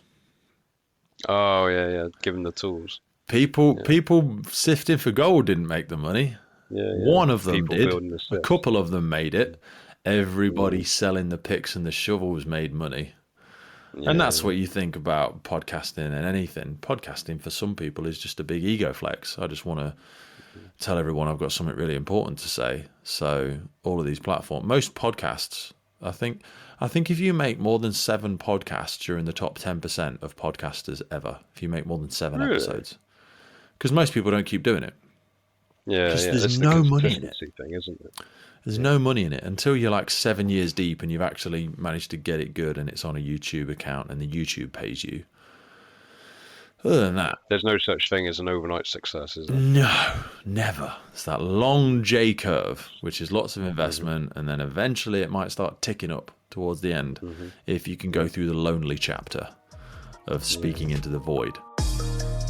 The team here at the podcast are extremely excited to announce our brand new partnership with Patrol Store UK. Patrol Store has been serving the UK's police, fire and emergency communities and first responder sector since 2008, providing leading brands such as Hikes, Magnum, 511, Nebo, Op Zulu, Highlander, AKU and many, many more of our favourites. They are now also supplying bespoke uniform, PPE and station workwear to fire services around the UK. So for all our listeners that are part of your USAR, your HEART team, your ISAR team, your armed response teams, your fire investigation, your NALO, your hazmat and all of the training departments that have got your own budgets, be sure to get the absolute best for your team at a realistic price by contacting Aaron and the team at Patrol Store and referencing the Firefighters podcast. Patrol Store will also be taking part in our listener competition giveaways as well as providing unique discounts to podcast listeners. So for people that are always asking about Hikes boots as an example, that is one unique discount code that is coming to you very soon through Patrol Store. We've also got some incredible bags. I mean, the Op Zulu bags are a game changer. So you know the really Gucci and expensive tactical black bags that everyone's using in CrossFit workouts and taking to the gym and taking to stations?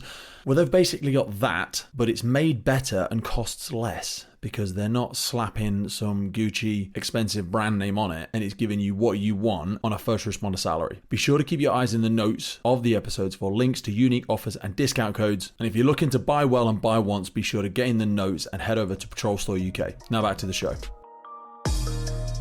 So we've got Trauma Card. Epic idea. Yep. Someone get in contact. Give Adam some time. Yeah, that would be great.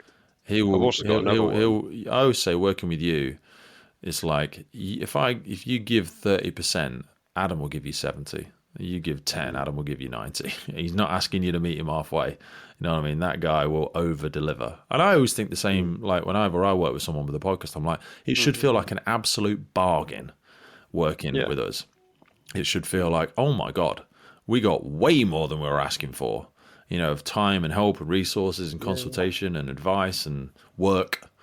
You know, it should feel like an absolute bargain. You don't want anyone to walk away from working with you and be like, I felt a bit robbed there. Yeah. I feel like someone got one over on me. You know, I feel like it was a bit of a waste. You want them to come back, don't you? You want them to come back. You want them to carry on being engaged. You don't over-deliver on the deliverables. Always, yeah. Under-promise and over-deliver. Always, always, always. Yeah. What else we got? I also have a command support app that I'm sort of building as well. So... how did that one come about? That came about because you went through your own got the big promotion and incident command. Yeah, but also having to, you know, when you get nominated as command support on an incident, out comes the big folder, out comes all the paper, and then you look in the truck, and all across the dash is just scraps of paper. Yeah, most of it is meaningless. Yeah, like it's like there's a lot of gumph in that pack of just stuff that isn't really needed. All they really track, to be honest, is radio messages, right? Message when log. they were sending whatever. Decision log, all that sort of thing, yeah. There's a lot of papers there for, you know, who's now joined the instant ground, like what time did they get here, what's their call sign, all that sort of jazz. Great.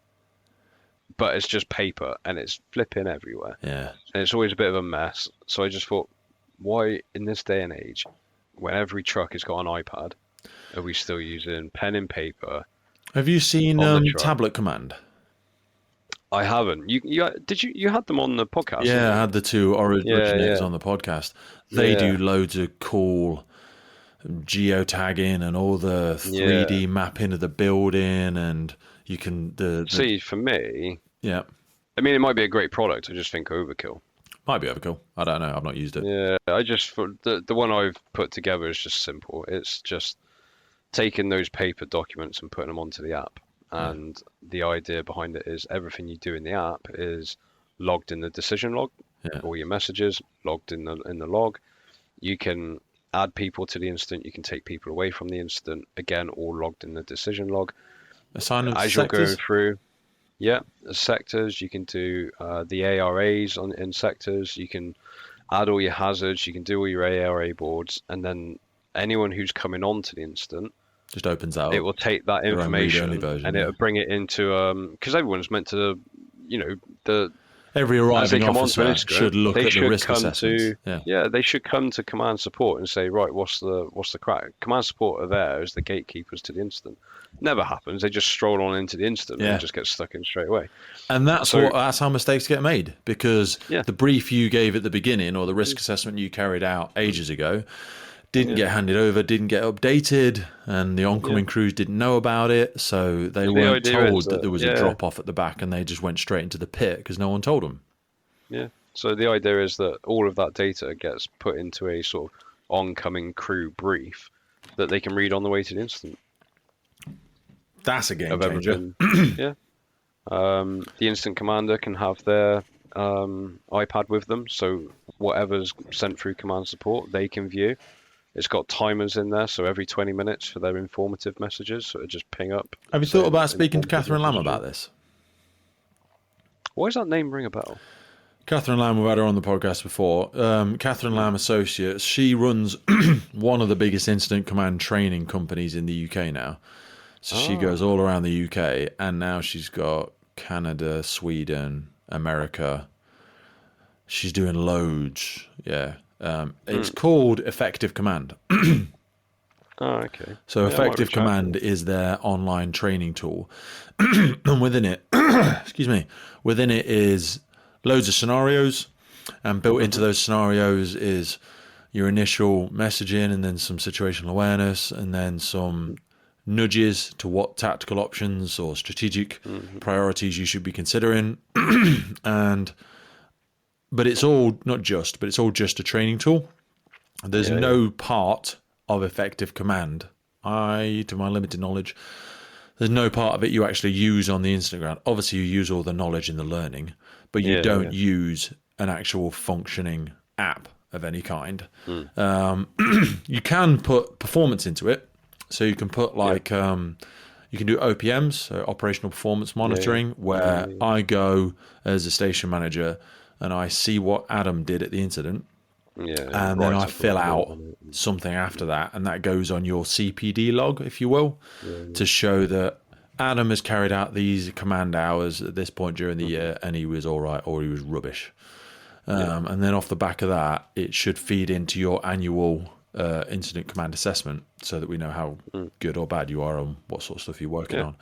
But there's no functionality tool for command support operators or command support vehicles or the incident commander themselves. And like you say, we're all carrying tablets and tough books. We're bringing them up to look at site-specific risk information or national operational guidance if you've got a spare half an hour to try and find your way through the correct links.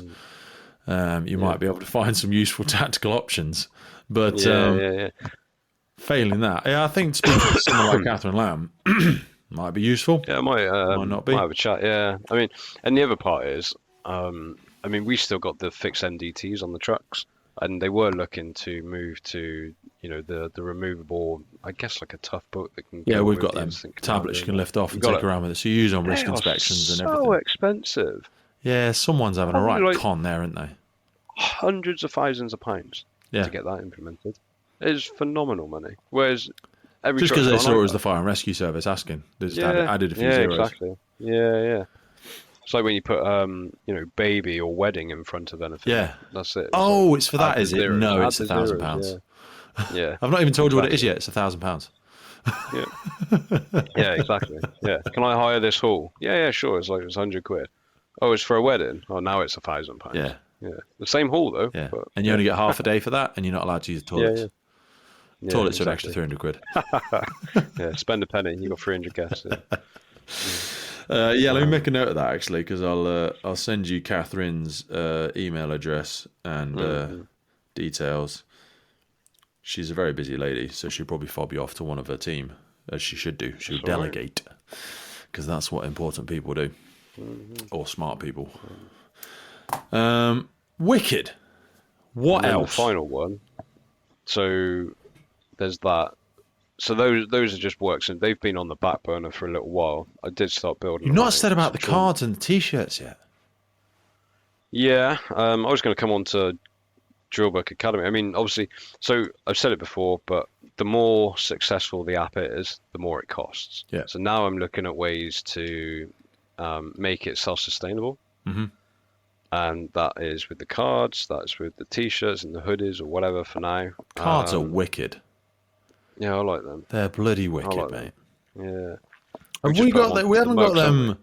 You managing the orders through yourself for the t-shirts at the minute, but people can now order the mugs and the cards non-stop whenever they like, can't they? Yeah. Because that's all on demand, isn't it? Yeah. But so, when you go through the link, when did you launch that? That was Friday, was it? Yeah, but since then there's been like several orders come in. Yeah, when you go through the shop on Drillbook, cards aren't on there. I know. This is the over delivering on the deliverables thing. Okay. So I had a whole bunch of these cards, and people who bought the t-shirts, I just thought, do you know what? I'm just going to be nice. I just threw in the extra cards, gave them away, threw in a card, threw in a patch, like a Velcro patch, and the t-shirt and whatnot. So again, over delivering. It wasn't part of the package. I just put it in there just because I'm nice like that. We need to have them for sale. Yeah, now I ran out of cards, so I need to get more. Need to get them on the. I know you've got a much higher bar for good than I have, which is good. It's admirable, but that also acts as a barrier. Yeah, it does. Yeah. Because people can't jump on there and freely order their own pack of cards at the minute, and they need to because they're wicked. Yeah. People love them. I've only got. I don't know how many I've got left now. You should have none. Because they should all be available to order somewhere. They shouldn't have to go through you. I've got about 3 of those and maybe 4 of those, I think. But, yeah. We've got to get loads more. We've got to get because it's just more of your time. Yeah, just more and more of your time sorting out the orders and all this. And I know you say you don't mind doing it, but you've also got children and a family and everything else. Yeah, it needs to go to that sort of automated route, I suppose. I know. Sometimes they just do a rubbish job is the problem, and then you don't want someone ended up with a rubbish product that's got your name attached to it. Over perfectionist, I think. That was the problem with the t-shirts. I kept getting the requests for t-shirts, and it's all well and good. I looked at a few other things, and I was just like, do you know what? I'm just going to do it myself. Just ordered the separate components, bought it together, did it all yourself. Bought a heat press, bought like the t-shirts, bought the prints. Put it all together, and now you've got an end product. But that does take a lot of time. Yes. And then you have to sort of do a pre-sale in a way because you've got to know how many you're ordering, so you're not over-ordering on certain sizes and all that jazz. So the on-demand is the way forward, I think. It is the way forward. And then, we've just launched the next style of stuff. Some of it won't be perfect. Yeah. I'll feel some of them T-shirts or hoodies a year now, and I'll go, not what I was looking for. Yeah. Okay. So don't let progress be the enemy of perfect. Yeah. Because people are doing it. People are having these things made en masse, ready to order. So how are they doing it? Because they're really good. I've got hoodies that I've bought that I've had for years. And I'm pretty sure someone wasn't doing that themselves by hand. So, it's just scaling up to that and finding wherever the people are getting that done. But the cards, man, we've got to get the cards. If you're a regular listener to the podcast, then chances are you are big into your own personal development and the development of firefighters around you. So I wanted to remind you of our mobile app Drillbook. This is a free training and development resources made by firefighters for firefighters. Heading on to Drillbook, you will find incident debriefs, radio messages, knots and lines, quick reference guides, quizzes every single day. We've got useful links to the ERG, to Web Rescue, to Jessup, Euro Rescue, 10-second triage, National Operational Guidance, and not to mention our daily quizzes where you will find questions on extrication, casualty handling, breathing apparatus, fire development, water rescue, rope rescue, you name it. It is the go-to resource if you've got a spare 5 minutes on the firehouse to develop yourself and those around you. Not only that, if you're looking to get into the fire service, we've got advice on there on interview questions, interview answers. You can build your own questioning in there. And again, remember, this is built by firefighters for firefighters, so you can add your own drills in there. You can pick the drills that you find the most favorite. There is literally hundreds of training ideas, hundreds of drills in there. Remember, this app is absolutely free and it grows every single day down to the contributions of our thousands and thousands of users. It's freely available on Android, Apple, and you will find it in the links for this podcast. Remember, it's called personal development. The clue's in the name. You've got to work twice as hard on yourself as you do on the job. So always be growing, always be developing. Now let's get back to the show. Yeah, so there's that. So I'm trying to come up with ways for Drillbook, the app, to be self-sustainable. And that was, the merchandise was one way. The other way is something that we've not sort of communicated yet.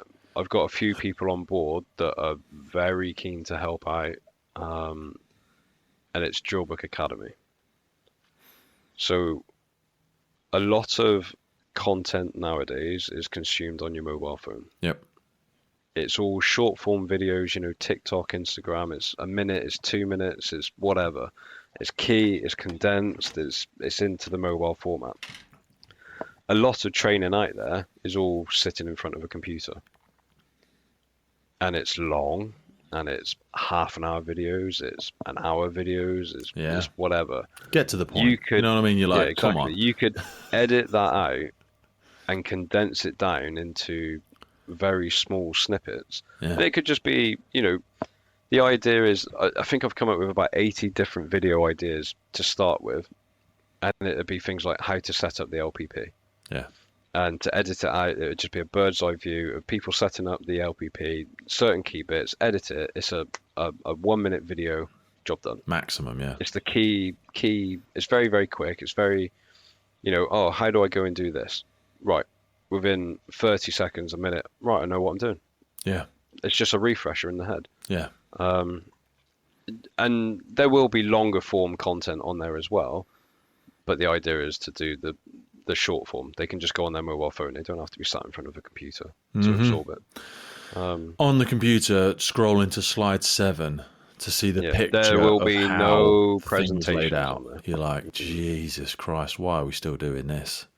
Yeah. You know, So, people going and printing off the presentation to bring it out onto the drill ground to show a picture of how the bloody decon's supposed to be set up. That's always a typical one. Yeah.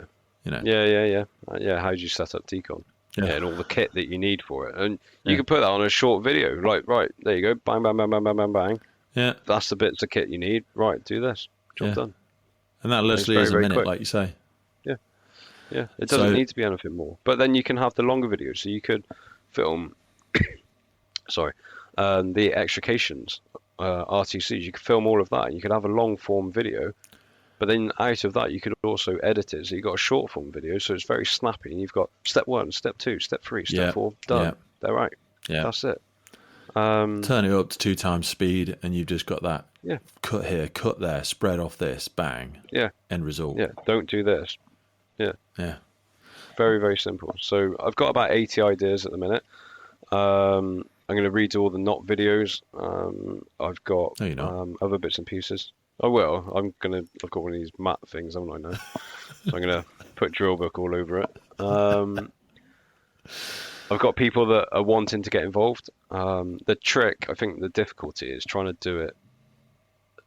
I mean, to do it, I'm going to need access to fire service equipment. But I don't want to get the fire service The involved. constant hurdle we face with the thing. Yeah. Yeah. So, and I don't want to go on to, you know, station, start doing bits and pieces, because then you get the whole, oh, what are you doing? Yeah. What's that? Why are you taking pictures of that? Why are you filming this? Oh, what's that for? Yeah. And it's almost like it's a conflict of interest. So the difficulty is doing it away from the service. So what I'm going to do is I've started building out a list of contacts and potential sponsors that could get involved and that could lend equipment to us. I've already got a facility in which we can go and film all of this stuff. Ooh. We can get the cars delivered to it. Yeah. Nice. So we've got a facility that we can use. I just need to reach out to these companies and say, look, this is the idea. Do you want to get involved? If you get involved, then we'll put your logos here. We'll get your kit on it. We're doing IF-coat for your equipment. Yeah. And that's what I was coming back to. You know, earlier I was saying one of the biggest requests is people want pre-recorded or pre-built IF-coats. Yeah. I was going to put an IF-coat library on it. Yeah.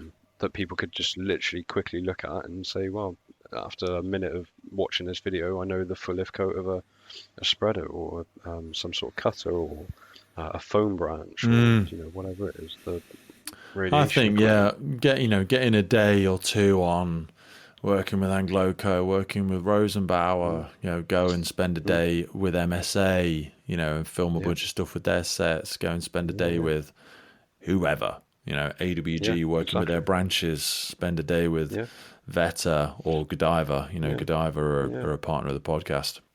Yeah. Because that's probably one of the most common LPPs is the 8.5, isn't it? Yeah. Godiva have got most of the market, when it comes to that. We did an episode, a very, very short episode. Hopefully we got it out. I can't remember if we blew it out now. Oh God, I'm worrying.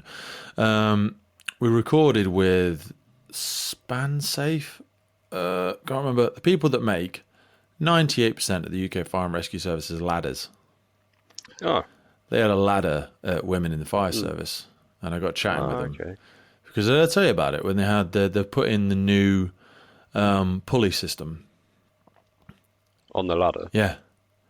Oh, okay. Have I not told you about this? No. Right. So when you extend a 13.5, one of the pre-entry selection tests, can you extend the ladder? Can you lift it? Yeah. Have you got the strength to pull it? Yeah. Because what is that ladder mechanism with that rope, with that line on it? Sorry, what? What's the lifting ratio? Oh, I don't know. I couldn't tell you. It's a 1-to-1. So, they changed it to something like a 3-to-1, are they? They changed it to a 3-to-1. That's all they've done. Not all they've done. It was a great idea. Cool idea. So they've added in a mechanism that you put a plate, you can retrofit it to other ladders. They put a plate on That's and clever. re-roved it again. So it's now a 3-to-1, and it is so unbelievably easy to extend that 13.5. Yeah. And obviously they were doing it at Women in the Fire Service, which is a great idea, because it's one of the things that a lot of female firefighters struggle with when they're coming into the job. Yeah. Can they extend the ladder? It's not only just the pull, it's the grip, isn't it? It's the grip as you're having to pull. And it was great. It was so good and so easy, and it was such a obvious idea. That before, yeah. You're just like oh my God. What a great shout. And it's only costs like another 40 quid for them to fit it onto onto another ladder. Anyway, so we recorded an episode with them in person when we were there. God, I hope it went out. I've got a horrible feeling now it didn't go out. If it didn't go out, I'm gonna make a note now to try and find the recording, because we record so much stuff, and we're gonna put it out. I'll make a note now because I'll forget. If I've forgotten, he's probably just thought I'm a useless waste of time because I never got back to him saying I'd done it. But yeah, going and spending the day with them, filming on their ladders. Yeah. I don't know. That'd be cool. Don't know where they're based. Just stuff like that. Do you know what I mean? But I mean, we could travel there. We could take the camera kit and we could just film these videos. Yeah. Come back, edit them, and put them on the Academy. Academy's going to be a big piece of work. A lot of filming involved in that. Huge piece of work. It's not a quick and easy thing, but yeah, not by any. Yeah, it's going to be an absolute mammoth effort to get that done. But I think once it's done, it will live there forever, which is part of the legacy, isn't it? It's everything that we're doing, mate, isn't it? It's all of this sort of stuff, It's just, and it constantly adds to itself. Like Drillbook, people putting in new drills all the time, new members signing up. Same with the podcast, old episodes, getting thousands of listens from years and years ago. Legacy resource, Yeah, exactly. They say communities will get better when men plant trees under which they will never sit. They will never sit. Yeah. That's the quote, innit? You've got to leave it better than you found it. People say that. Exactly. We're just custodians of this thing. We're just custodians. It was here long before us. It will be here long after. We're just holding on to it for a little bit of time, trying to look after it and trying to leave it better than we found it. And honestly, I know we've all been to incidents and we've all rescued somebody, yeah.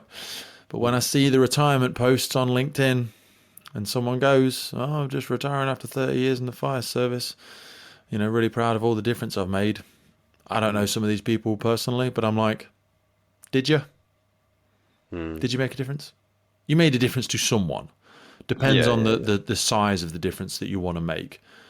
What's the measure? What are you going to be measured by? What are you going to be remembered for? When what did you do? And will it stand the test of time? Will it hold? Probably not. I changed stuff in training school 2 years ago, which has changed since then. Someone's just come in and changed it. That's fine. They've got a new logic. They've learned something new. Whatever. It's ever evolving, isn't it? Yeah, it's ever evolving. But stuff like this, the basic stuff will always remain. I think. How to pitch the ladder, how 100%. to set the LP, 100%. how to do this bit. That's why I was to do this extrication method. It's so excited about it, things. and still so excited about Drillbook and the work of it. And I think it's got such incredible legs. And I gotta say, as I was astonished we had not done an episode before when we spoke about it a few weeks ago, I was like, Jesus Christ, how long have we been talking to each other? You know, we've never even done an episode about it. But now is as good as that. You know, the best time to plant a shoe is 5 years ago. Second best time is now. But now it's a great time for people to go and check it out because it's got great functionality. There's so many more tools in it than there ever has been. There is a genuine, bulk of information and knowledge, and there's loads of incident debriefs in there as well. And there's, if people want to. People often ask about the incident debriefs because they're some of the most listened to episodes. They're all in there, and all the documents are in there, and people can access them and they can download them and all that sort of stuff. Legacy resource. We've been talking for over 2 hours, which is easy for us. We could go for another 3, but people won't know it's a Sunday. I know we want to spend time with our families as well. Is there anything you want us to circle back to? We're going to put the links to Drillbook, unless people aren't familiar, it's in every single episode anyway. There's a read for Drillbook in every single episode as well. But the links will be under this episode notes, as they are with any single episode. So go and check it out. It's free. You don't have to pay anything for it. Don't charge any money. There's no secret backdoor. We don't give you spam emails. There's no clever, silly trickiness that's going on. There's not even any push notifications on it either. No. So it's not gonna pop up on your phone saying you've not logged in for God knows how long. Or why haven't you done the quiz today? Yeah, there's nothing like that. It's there for them to use how they see fit. I always say give and forget, receive and remember. So this is something we give, and if you don't use it, fair enough. Some people use it every single day. The quizzes. There is a phenomenal amount of people that use it. It's crazy, isn't it? It's really surprising. Like, I think we're at about 3,000 users now. Isn't that crazy? That is wicked, isn't it? And I think for this period as well, like we said about the retirement profile, it's only going to get more and more because there's so many people joining the Fire and Rescue Service that want all this information. They want to get ahead of it. They want to learn stuff before they get into training school. And they use it when they go home at night, so they haven't got to worry about taking pictures of the presentation that was on the screen. They can just go into here and get that information, and they can do it again and again and again and again and again at their own time, and they can build on their future knowledge by getting into the quizzes and all of that sort of stuff. For the curious, passionate people, and there's still many of them out there, this is exactly why it was built. By saddos like us, predominantly by you. You're the one doing all the hard work. I'm just the one that gets impressed when you send me the updates or we have a call about it. But brother, absolutely love that. I love you eternally. I'm glad your family are all well. I know the little lady was poorly a long time ago and she's very well now, which is fantastic. And that reminds us all how some of this stuff is completely irrelevant. We try and make a difference with the time that we've got, but for everyone's awareness, we don't do this at the expense of time with our families, and that's super important. Exactly. Like when people say to me or to you, oh, have you managed to change a thing yet? No, I've not done it. I haven't done it. Okay. I've done a lot. Yeah. I've not done that. Sometimes there's just more important things, and like today, it's a Sunday. I'm going to go chill with the family in a minute and spend the day with them. So sometimes things like stuff like that is just a bit more important, isn't it? It is, mate. Non-negotiables. You know what? If you or I died today, all the episodes would last. The Drillbook could still be there forever. It's just sit there forever. Yeah. Exactly. But that's the constant desire that it's never finished. You're like, I'm just going to do a bit more. Just going to do a bit more. Just do a bit more. So yeah, passion project. People can go check it out. Go involved in it. Go and contribute to it. It is built by firefighters for firefighters. You can contribute all of your own ideas. You can be part of shaping it. Adam's email address is on there. My email address is on there. Feel free to copy me in, but chances are it won't get done if you ask me to do it. So if it's important, put Adam's name I'm massively open to feedback. If people want to see something in it that isn't in it, let me know. If there's something in it that you don't like in it, let me know. If there's drills that you want to contribute to it, just do it. Get it in there. Like, it comes through an approval process. I'll have a look at it and just maybe sort of not... Don't edit it, but sometimes we tweak the wording to make it more accessible to all of the UK Fire and Rescue Service. Exactly. Rather than standardise it. Service-isms. Yeah, exactly. Not trying to make it too generic, but we can't put things in there that are just going to confuse people and switch them off if it doesn't make any sense. Exactly. It should make sense to a brand new firefighter. Beautiful. Exactly. Thank you so much, brother. I love you lots. Send my love to the family, and got some big stuff happening in the new year, so I'm excited for us to keep going and keep growing. It'll be good, won't it? Love you lots. Nice one. Cheers, Pete. The Firefighters podcast was created to recognize, acknowledge, inspire, and hopefully even motivate these incredible individuals who have chosen to be part of the first responder community. Our driving purpose is to create a legacy resource for the current and future generations of firefighters and first responders. We get some incredible feedback from listeners and guests. And as the podcast grows, our desire to create longevity and sustainability means that we are asking for the support of our listeners. If you want to support the podcast, if you want to get discounts to our merchandise, hoodies, clothing, coins, patches, tallies, and also access to all of the incredible documents that get shared with us from our podcast guests and sector leaders, then please head over to our Patreon page, and for just £3 a month, you can support the future of the podcast. Please finally hit that follow, subscribe, or rate button on the platform you're listening, and wherever you're around the world, please support your emergency services responders, and thank you for listening.